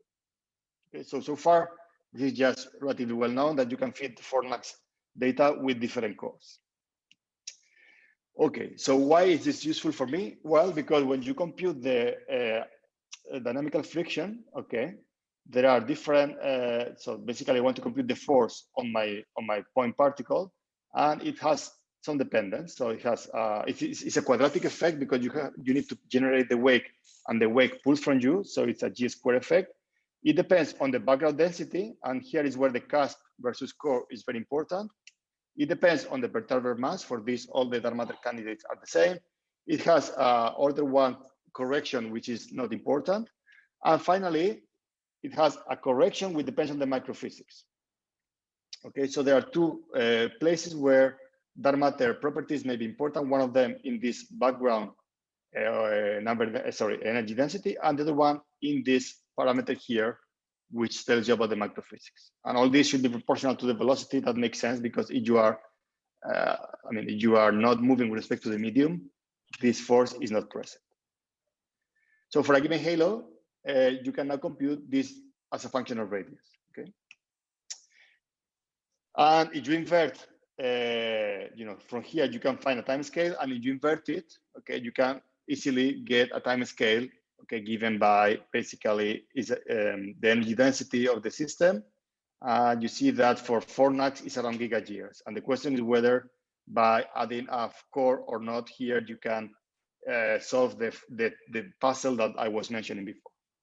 Okay, you see that there are different densities here on this small figure. So the idea is that whether with this rho and this C, you can do something better for Fornax.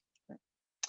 So what did we did? So we did a calculation of this dynamical friction, assuming that the globular cluster scatters with the dark matter particles, all right? And in this scattering process is a gravitational scattering, and it may depend on the state of the dark matter. So if the dark matter is a free gas of fermions, or if it is a degenerate gas of fermions, or if it is a collection of waves, as in ultralight dark matter. Okay, how do we do this? Well, for this we need to do a Fokker plan. We did a Fokker plan approach. There are other ways in which you can do it.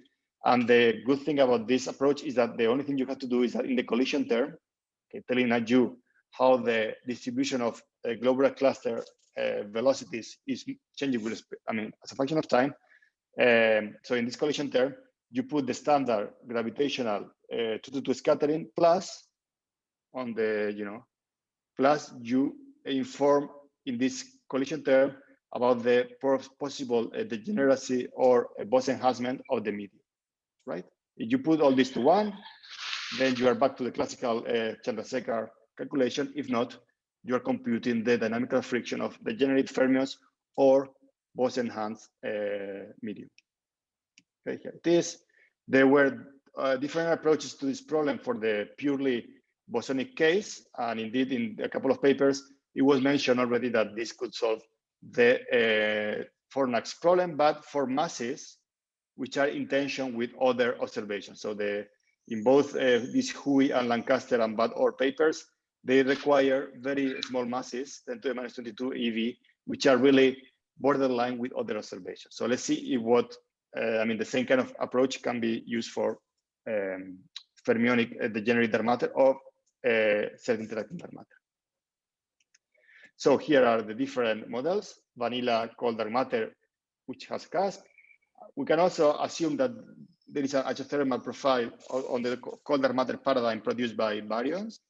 There is also the degenerate fermion dark matter. In this case, there is some quantum pressure that generates a core also at the center. The self-interacting dark matter, as was presented yesterday and today, also can generate a thermalized core and change the energy density. Okay, and as I said, there can be also a different core Navarro-Frankenweight.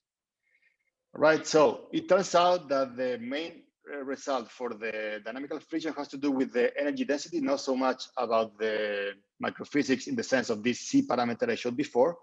This is really order 1 correction. The order 10 correction, if you want, comes from the fact that you can have different cores with different sizes at around 1 kiloparsec with parameters, okay, which are kind of the order of those allowed by other constraints. For instance, for the degenerate dark matter, if your fermion is of mass 120 electron volts, the radius of the core is of around 1 kiloparsec, okay, which is what you want. For self-interacting dark matter, you have the cross-section per mass 1 centimeter square per gram. Again, you have a kiloparsec scale core, and when you do the calculation that I'm going to show you in a second, we're going to see that this indeed can solve the timing problem. These two are borderline allowed with other constraints, which is also good, meaning that this paradigm can be tested in the future with more data. Okay, so here's what we did. So we add to the standard You have orbital 3 motion. minutes.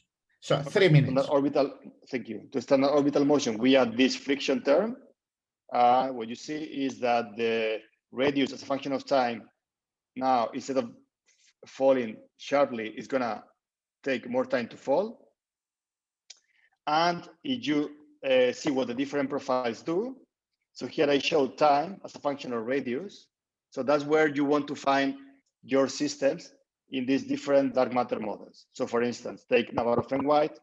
If you have a system, let's say as this one, this is one of the globular clusters living at 200 parsecs.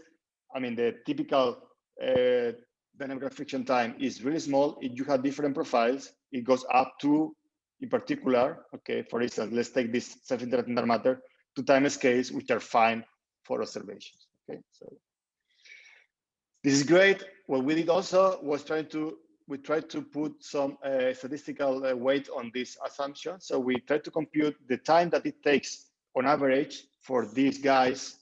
You start with a distribution of globular clusters, let this distribution evolve and see where they end up, okay, after some time. And what we find is the following. So let's see this graphic on the right. So you have a Navarro-Frank-White profile, okay, where you expect, those are the number of clusters as a function of radius. You expect them to fall in this blue line.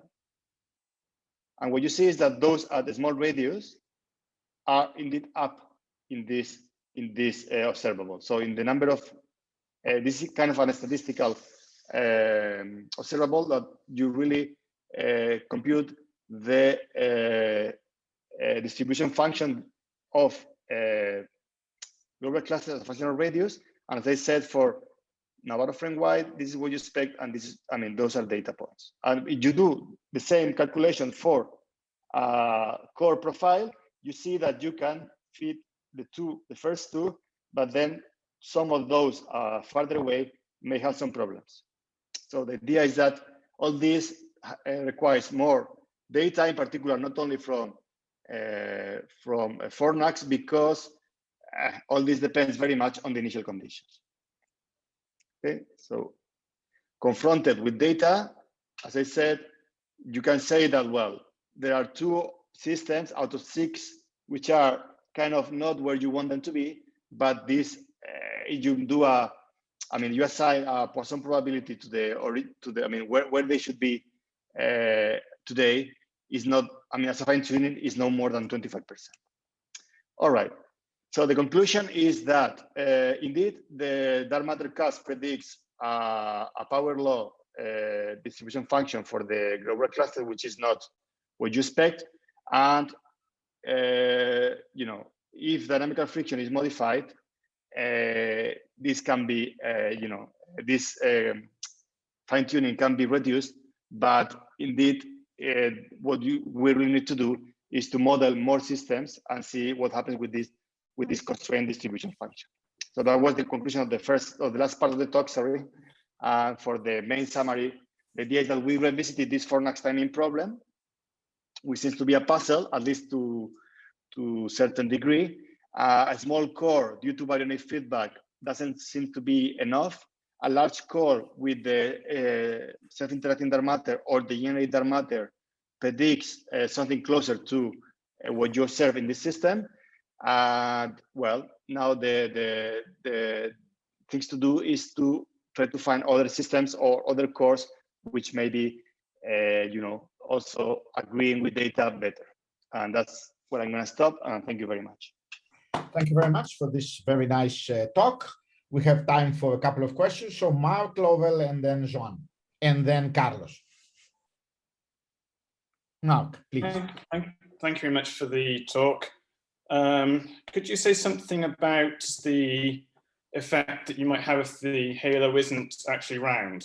I got the impression that you were you assuming spherical symmetry? Have you thought about what might be the case, whether you could correct for some of these issues if the halo is in fact not quite spherical? Thanks. Yeah, we have not, yeah, that's a very interesting point. We have did some study in our work not about the spherical symmetry of the halo, but about different orbital motions, which are not circular. But indeed, something that is still to be done is to model the halo, including non-sphericity, and see what happens. I don't really know the answer because, you know, in this case, also the orientation of the orbit is going to be more challenging. But certainly it's in our to-do list. Do you have any insight on this, Mark?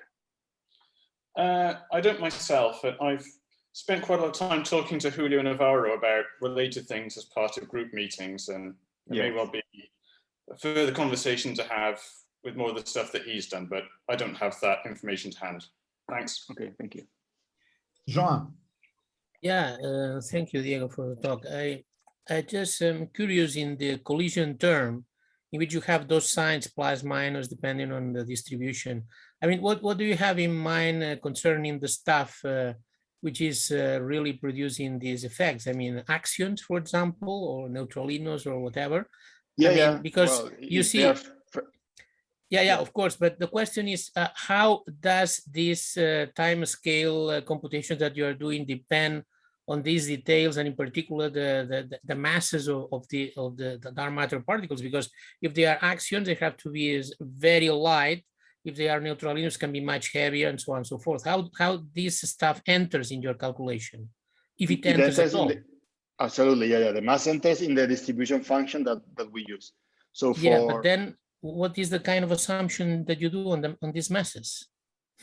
Right. So we assume for the mass of the fermionic case, we assume that it corresponds to a degenerate gas.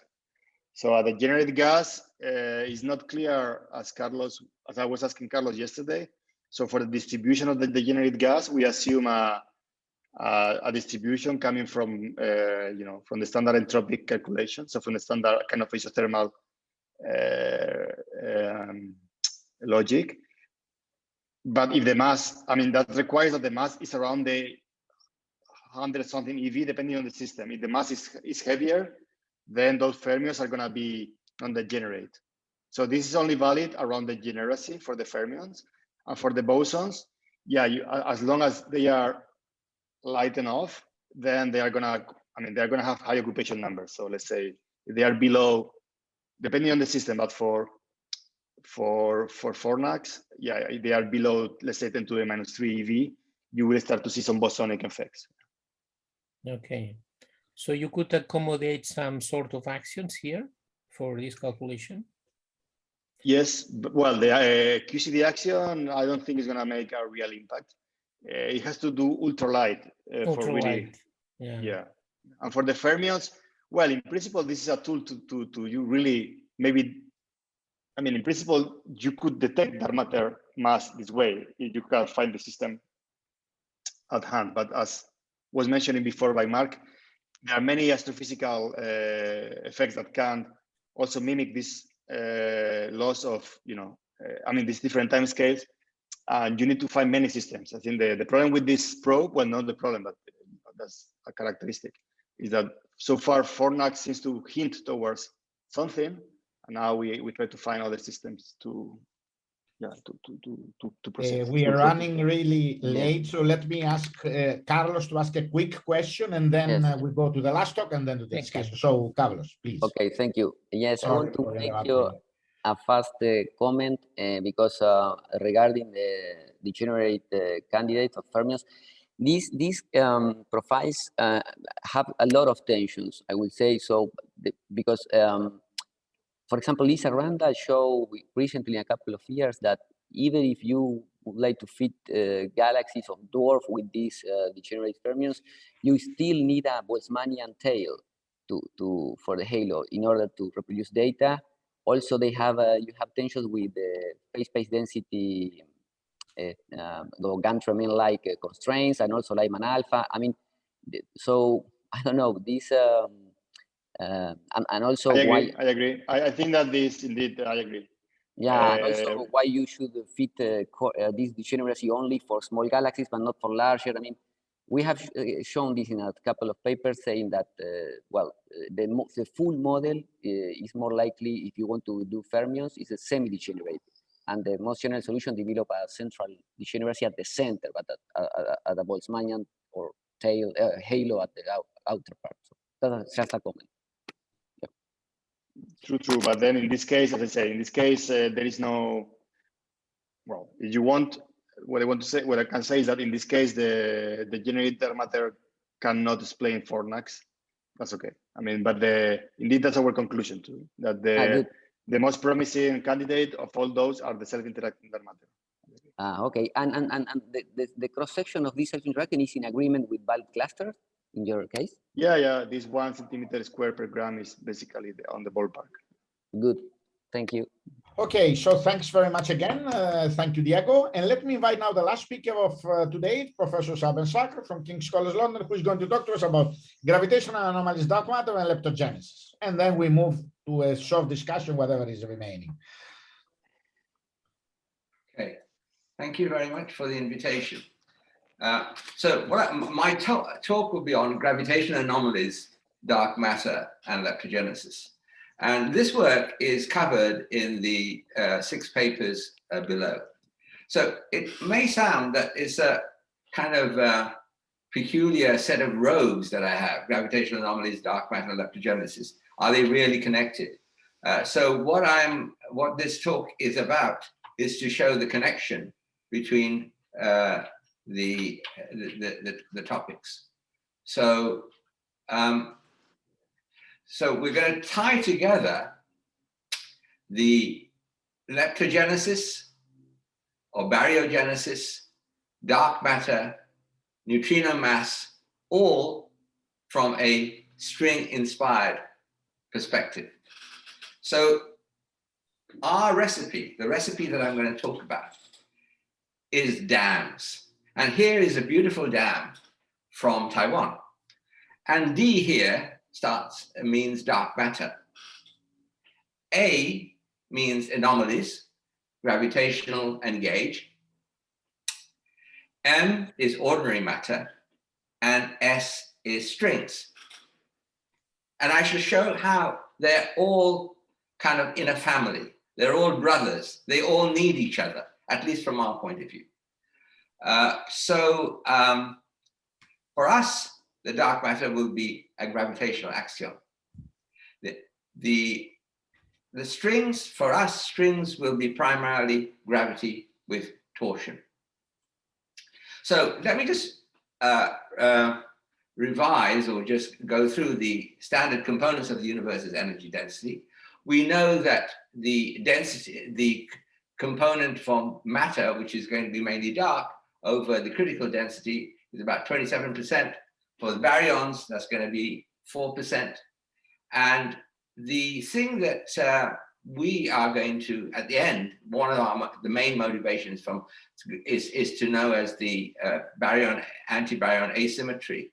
And that can be seen from the fact that you have the ratio of baryon number density to photon number density as about 10 to the minus 10 at temperature equals 1 GeV. Similarly, if you actually had matter-antimatter symmetry, then you'd expect that NB over N gamma and NB bar over N gamma would be more like 10 to the minus 18. So as I said before, we're going to focus a little bit on the asymmetry between lepton and anti-lepton, which is called leptogenesis, and that will lead us on to the other thing of baryon. Now, the work on baryogenesis goes back a long time, and a seminal paper goes back to 1967 by Sakharov. And he quite sensibly said that the ingredients within the standard model, he was within the standard model with a flat space-time. That was the scheme that he was. He said that you wanted C and CP violation in the standard model. C is obviously natural, CP you can get more into. And then he also required CPT invariance. Now, that is for him very natural and almost religious, because he was looking at a flat space-time and a relativistic theory, and there's the CPT theorem, which said that for any Lorentz invariant Hermitian local Lagrangian, you have CPT. So given all of this, he had to say, hang on, we need also to be out of equilibrium. Because if you're in equilibrium, all of these processes could create delta B, but it'll also create minus delta B through if things are in equilibrium. So you have to be out of equilibrium. And so he, within, I don't know whether he realized it at the time, but he required an electroweak phase transition of some kind, maybe through Scalarons, first order electric weak phase transition, which might then be able to give some baryon number violation. So this is the kind of important picture which was put up by Sakharov. We will go in a different direction from this. And before I say that, I want to say the direction of electrogenesis that I want to go in has a reason within a well-known reason within the concept of anomalies in quantum field theory. And as I say, in this talk, the anomalies will be here, there, and everywhere. And literally, it's for us, it's the spice of life.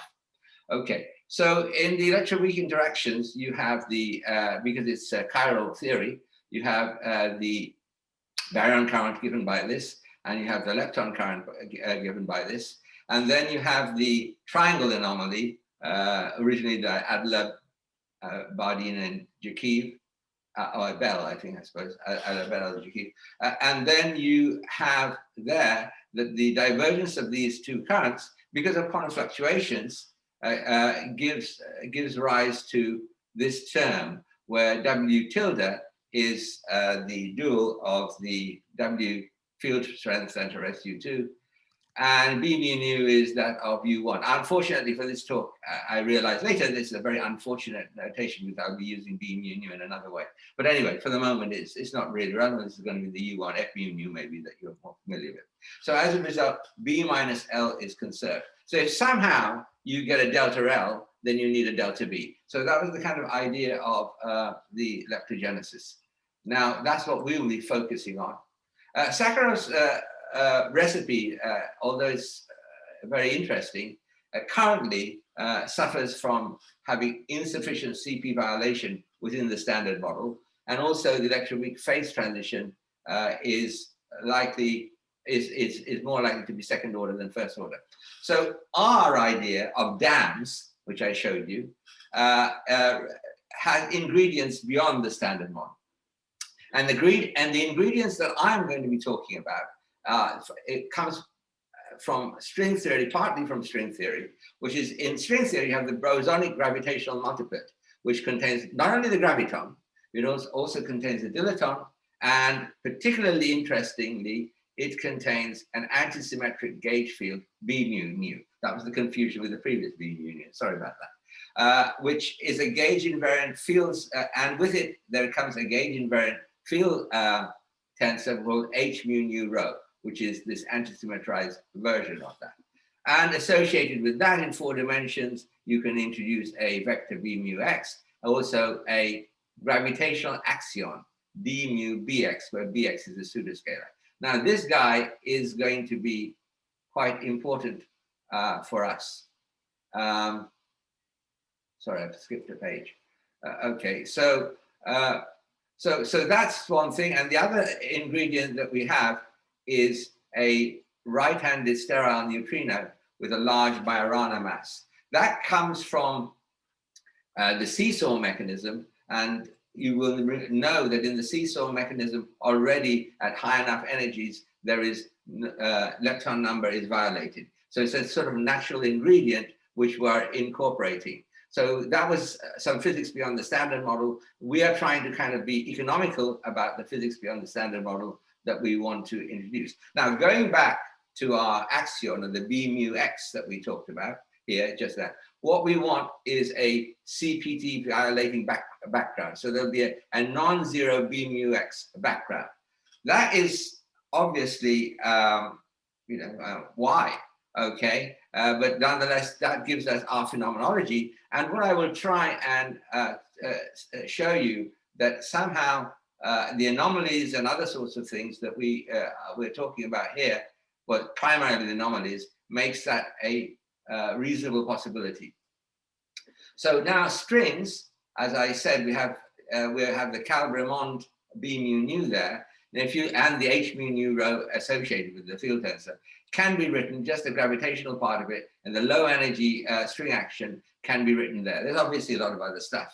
Now, it was known in the kind of in the 1980s, when a lot of work was done in superstring theory, that you can actually rewrite this part of the action as a new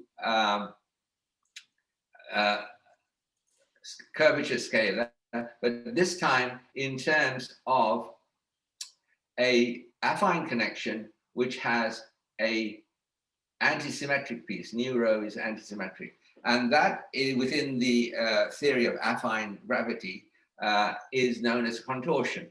And so if you play with this, then what the string theory says is that that is a natural framework for gravity. So if we take that point of view, then the torsion tensor is given by the gamma kappa lambda nu minus gamma kappa mu lambda, because these are no longer symmetric. So we have torsion there. So you may think that this is kind of fairly interesting, but it's mathematical. Is it somewhat arbitrary? Well, Einstein, Cartan actually introduced this from a mathematical perspective, this framework. Now, it turns out that if you wanted to introduce fermions, which we need for physics, it's very difficult to introduce fermions into the theory without using the torsion that's there. This is for group theoretic reasons. The diffeomorphism group doesn't have spinor representations, and all of these ideas go back to people like Weil, and then Uchiyama, Kibble, and people like that, and Siyama.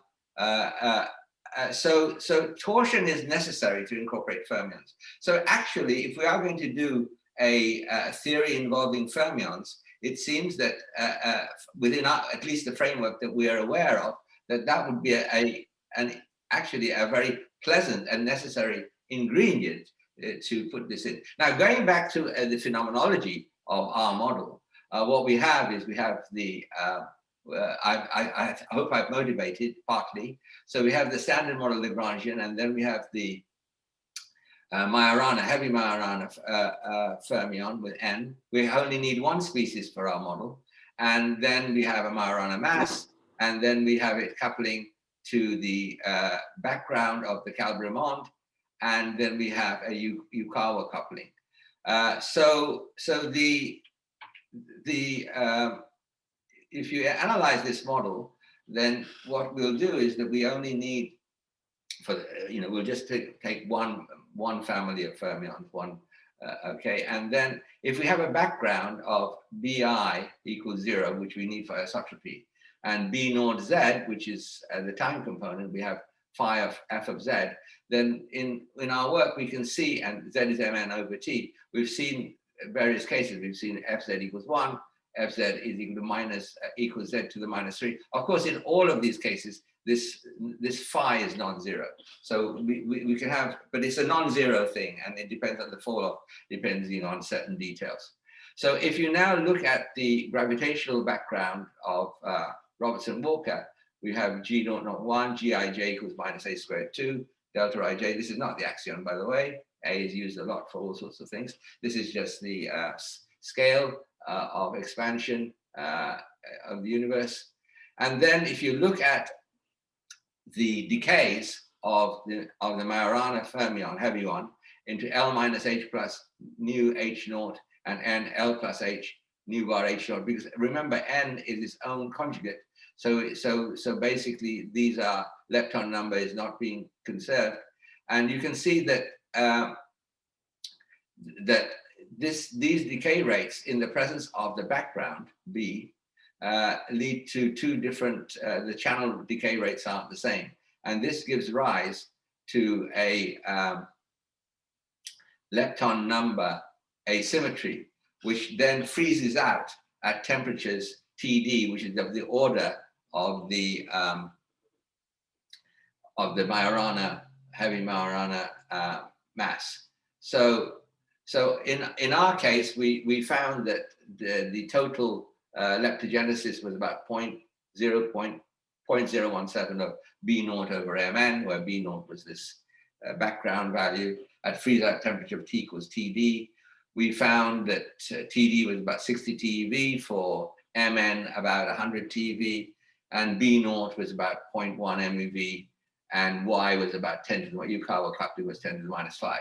So all of that at the phenomenological level seemed to be not ruled out from the data.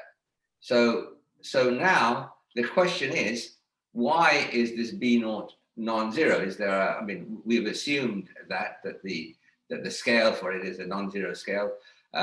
So why is that? Now, this is some work that was done recently by Nick Mavromassas and Dr. Solar and collaborators. And I shall try and place their arguments, but not within their perhaps string theory context, but more within the idea of having strings regarding as gravity with torsion. So that means within the Einstein-Cartan formalism, because it's somewhat simpler, but I believe that in some ways it's equivalent to what they have been presenting. So now going back to the dark matter, Petrie and Quinn have a piece like theta x alpha s over 2 pi, but this is the fine structure constant for QCD, trace G across G, which is the dual term. This is in form notation to avoid indices. G cross G does have a dual piece coming in with an epsilon nu rho coming in into what is meant by form wedge products. And so what Petrie and Quinn had, and this was a variable whose expectation value was taken to be 0, and then they had fluctuations given by the axion field. We shall get away from all of that. We're not going to be looking at that. We're going to have directly our B of x is that we introduced, the Calvary-Mondis, is going to be the axion field. We are not going through a Goldstone axion point of view. Now, the torsion, the Einstein-Cartan theory has both torsion and has spin connection. Obviously, torsion and the spin connection is related. And you need the spin connection in order to be able to write down fermion covariant derivatives and all that. So in form language, you have DEA plus omega AB cross EB equals the torsion 2 form, and this is the curvature 2 form. So essentially, once you do that, that's just the structure of the manifold. Then you can write down the action of fermions of the standard model on a torsion-full manifold. Again, this is work that's done in the literature. It's not done by me, but it's in the literature. But it makes sense. I'm using it to show that our point of view can make sense. So here you have S is equal to S gravity, which is given by the Einstein-Cartan form here. And then you have the covariant derivative interactions of the fermions. And there here have the kinetic energy of the U1 and the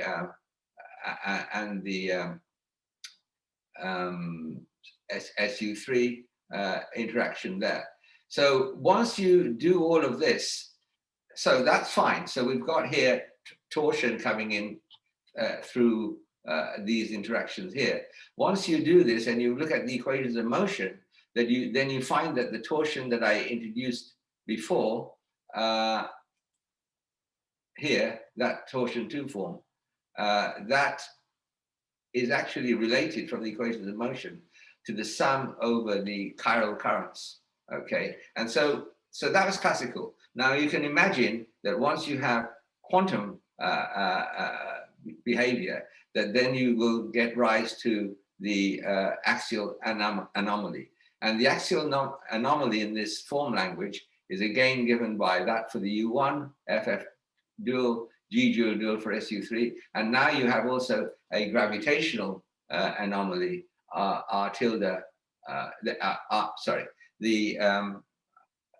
so basically the dual of the Riemann tensor, and okay, again in form language. So this, through some analysis that they've done using the ideas of Duncan, Caliper, and Olive, and I think also Basilikos et al., they have been able to show that the the form is going to be the torsion field contribution to the axion gives you the B coupling. There's a kinetic energy for the B, and then the B is coupled to the FF duals and the RR duals and the GG duals with this thing. Now here the parameter. I have 3 minutes. 3 minutes. The parameter FB. Thank you. FB is equal to 4 times 10 to the 8th GeV. Now, if you look at the usual phenomenology, that leads to an axion mass of 10 to the 12 minus 12 electron volts, and so it indicates here that these ideas may hold together to give both a sorry. So fine. So we've got all of this. Now, this gravitational anomaly may not be cancelled in the early universe. In a quantum theory of gravity, there could be gravitational waves. All of this has been done by Nick Mavromatos, Solar, and collaborators. And I shall say that they have indicated that the gravitational anomaly may not be cancelled. The gauge anomaly can be cancelled and has to be cancelled in field theories through the usual anomaly cancellation method. So the gravitational anomaly breaks down local diffeomorphism invariance and can lead then to local Lorentz invariance violation. Once you have a local Lorentz invariance violation, we have a CPT violating background B0. That leads to local Lorentz invariance background. So this is where LIG allows a non-zero phi, which requires but this local breakdown of local Lorentz invariance is necessary condition for having a non-zero phi, which is required for our leptogenesis model. And so and as I've just indicated here, the Calvert-Raymond axion could play the role of a QCD axion from our point of view. Also, this has been done within loop gravity, and the phenomenology has been done by people like Mercury and others in this FISREF D paper. So a lot of work is pointing in the same type of direction.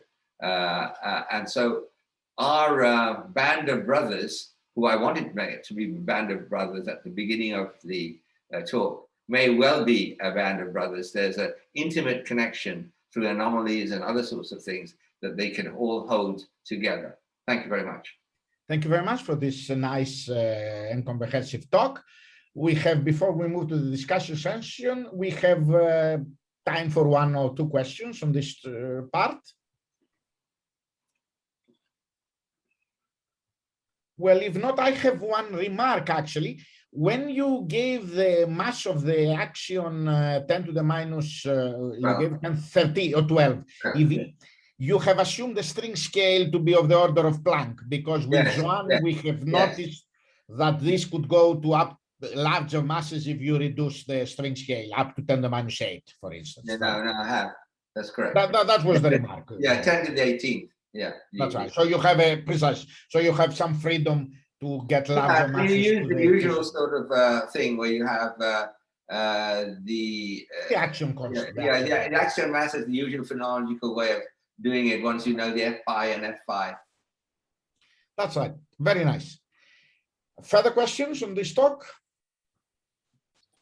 Well, if not, let me now proceed by inviting Carlos. Let's proceed to the discussion, which will last. We may be cut off automatically at past or maybe a few minutes after. But let me invite Carlos for his due question to Joan's Solar first talks, and then to others, and then Joan's as well, some due talks. So, Carlos. Okay, thank you, Nick. Well, yes, so try to remember this point to Joan. Yes, so regarding the... Sarben, if you could stop sharing your screen, I think. Yeah, please, Carlos. Yeah, so regarding the H naught sigma tension that you said it can be somehow alleviated with your cosmological new terms depending on H and the scalar field. So the question is,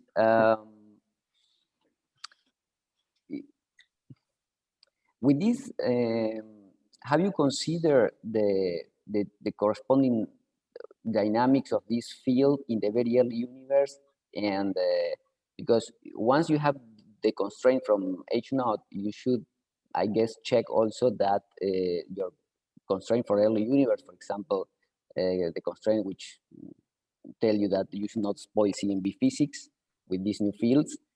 Probably, I don't know if you have checked the compatibility of either early universe phenomenology plus the late universe. Well, yes. Well, as I told you, I mean, perhaps I should share again my talk. Let me see.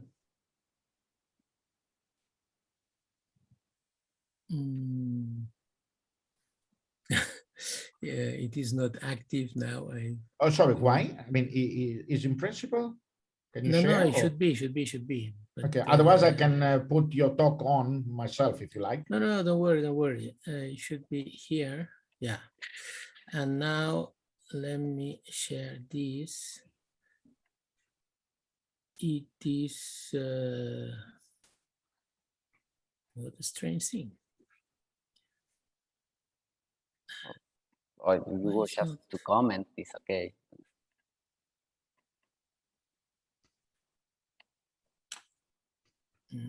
I have the I can share it, John. Don't worry. I can share your talk. I don't understand why. 1 minute. Here is your talk. Why I cannot get I it. have no idea. Maybe, no, that's right. Everybody can see that. That's your talk. So which transparency you want to go? Yeah, well, you have to go forward. I mean, at some point we will get, yeah, Here or more or later? less, no, further. The next one, probably, no, still more. I don't know, it happened. Next, here. No, here, yeah. Here, perfect. No, the previous one, sorry. Here. Yeah. You see, I don't know, can you see my pointer here? No, but it's my, because I share it. So yeah, of course, because you share, so because of course, I share it. So, but you tell me what you want me. I can understand. No problem. Well, you see, we have this. I mean, I have my pointer, so tell me where to point. In this term? Yeah, this term you see is the edge square, which gives the contribution to the low energy. You and see then my there is pointer, I guess, eh? You see my cross. Yes. Very good. This one, and then the next is with the one which goes like the quartic power of h. Well, it is h dot square, but it is of order of h to the fourth. And I was saying that this term in principle does not contribute at all at low energy, because what we do is to fit the value of the coefficient of the first term.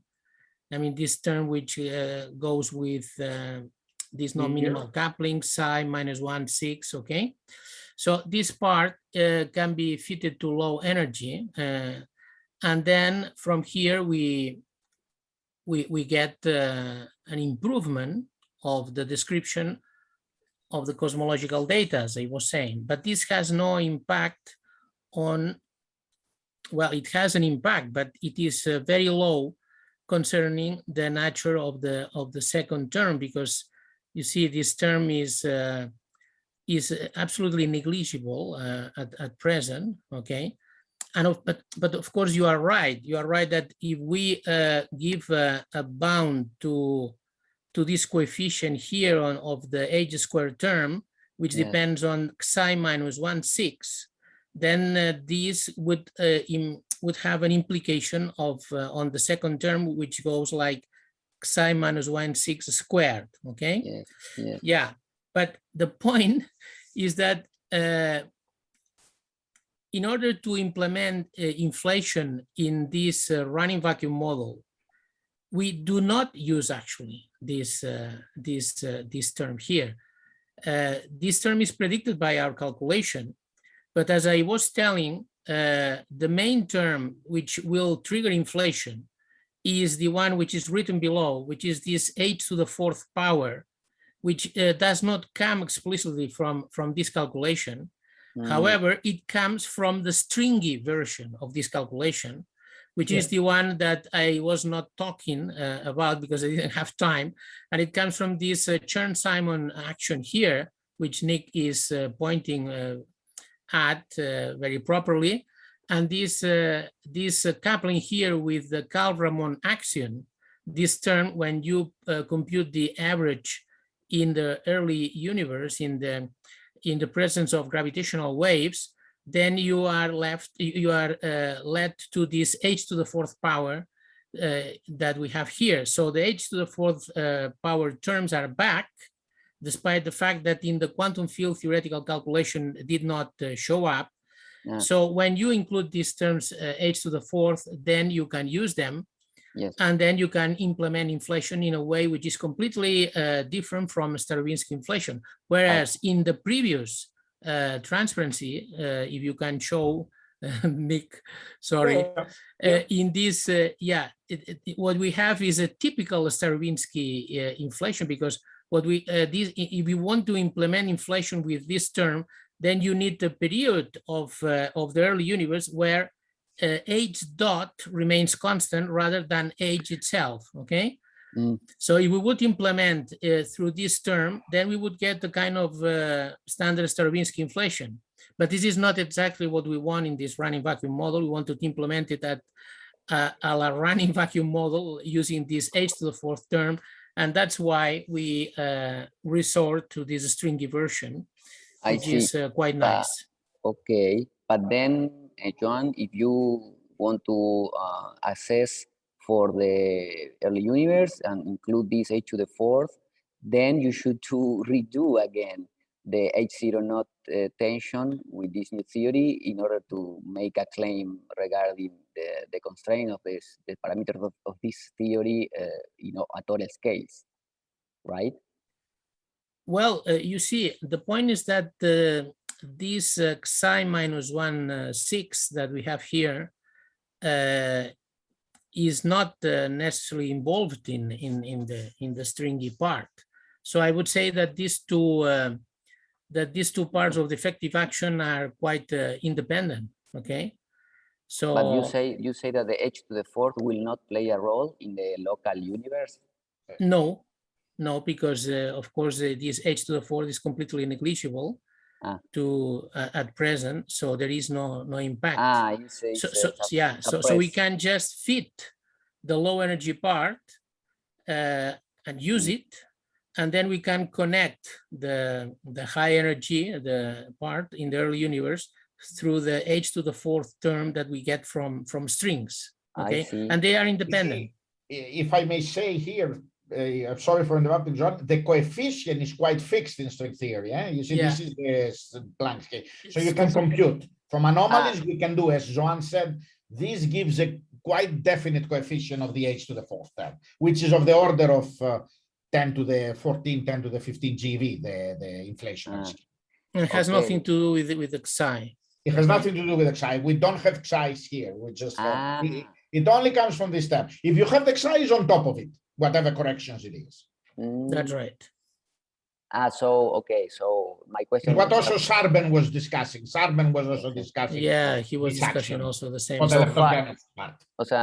So phi only get constrained by local universe in this theory. Just that's the local universe. That's as Joan said. This is an induced h to the fourth, but it's not of the type that you want in the. But you could use it as well, but then the inflation would not be of the one that we are studying, the running vacuum model. It would be a kind of a Starobinsky inflation again. Okay. Thank you. And one short, very small question. We have time until they cut us short. No, just a small question.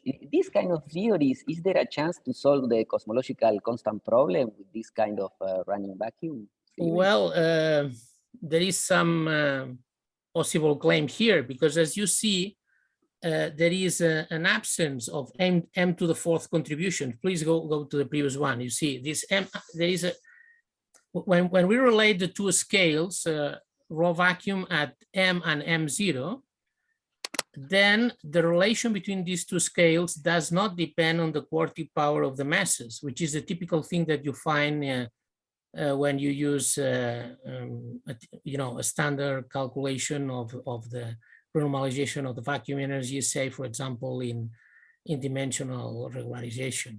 Okay. So here we don't have this dependence on the quartic power of the masses, because this term cancels. And so the connection between the two scales, I mean, the vacuum energy density at the two scales is very, very smooth. You see, the difference is just a term which is proportional to the square of h, and another one which is proportional to a higher power. So there is no m to the fourth term that would disrupt completely this connection. If you put here any particle mass in the standard model, the fourth power, unless it is a very tiny neutrino, but of course, even if the tiny neutrino works, why not to put, say, a top quark? Then this would disrupt this relation, but we don't find it, because in this adiabatic subtraction renormalization that we have done, these terms just cancel. Okay, and have you made a calculation to see how different is respect to the 120 order of magnitude tension problem, let's say, or in this theory? I mean, have you checked?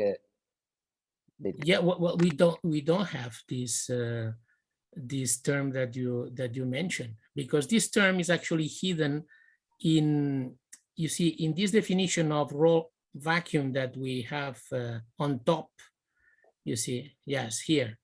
Then here you have two terms. One is rho lambda, and the other is the expectation value of the fluctuations of the energy momentum tensor. Okay, so and then rho vacuum is rho lambda plus this term. And when we relate the two scales, m and m0, then the rho lambda contribution, rho lambda m, just cancels. And this is the rho lambda contribution. This is precisely the contribution which contains the m to the fourth term. Yes, I see. So they cancel for this reason. Okay. So in fact, they are involved in the structure of rho vacuum, but when you connect two scales, the connection does not depend on this term. So for this reason, you don't get the traditional result, which would produce, which would require extreme fine tuning. Okay. Very nice. Okay, thank you. There will be some continuation of this at some point, but at the moment we have left the calculation here. Yeah. Right. Is there any further questions with regards to Juan Garcia Bellido's yesterday's talk on primordial black holes? I don't see any. I don't see Dodimas here, I guess. Juan, do you want to say anything yourself further on? No, not much. No. What actually? I'm happy. What was the question was about whether Juan had a cosmological constant. In fact, he doesn't. That was his entropic approach. He had a relaxation model. Am I right? That's right. I don't need a cosmological constant in order to explain a cosmic acceleration. Precise. That was the question, I think, by Dodi. Yeah. Further discussions until we cut off. I mean, Carlos, have you asked all your questions to, I don't know, to Diego Blas? You had one more question to Diego, I think. I don't remember. I think you had a comment. No, I think not. I think I did. Diego says, let me see. Sorry, Nick. I had a question to David. Nick, hi. Yes, tell me, please. I lost signal for the last 5 minutes, so I don't know. Oh, I see. I was asking whether Carlos has any further comments on your talk, and then we commented on Juan Garcia Bellido's model that his entropic principle had a relaxing cosmological constant. Joan had a question to David then. Sorry, that was all, Diego, that you missed. And Carlos is satisfied by your sorry. Let Joan ask quickly, David, and then I come back to you, Carlos. Yes. Please, Joan. I had a question to David, actually, David Benisti. Yes. Yeah. It was in connection to this Lagrange multiplier that he introduced. Yeah. This kind of, you call it X or chi or something like that. Is he around? Oh, I don't see don't him. know. David, you are not around. Then we have a problem. Well, you can ask Then the we have a question. We serious may be problem. able to help, but I. No, I don't think that it can be helped because, you know, it is kind of, you know, technical issue concerning I can share his the structure transparency of that if you Lagrange. want. No, I think that it should Okay. be him Carlos, around. then. Carlos, Yes. then you can Now, ask. now you trigger another question now to Diego. To Diego. Yes, I'm wondering the following, Diego, if you can answer maybe. So, with this challenge to try to fit dispersion velocity data of this very small dwarf or global cluster with, for example, NFW, then the question is, shouldn't it be problematic for the missing satellite problem, in the sense that if you now try to fit very small structures, then you certainly should end up with a lot of substructure, not regarding the profile, but the amount of substructure. Do you have a guess on this? No, I don't know if you get my point. Yes. Can you? Well, I lost the last minute. Sorry, there was some problem with the connection. Can you repeat your question, Carlos? Yes, the question is the fact that now one tries to fit dark matter halos or structure in very small scales, for example, globular cluster or very small dwarfs, then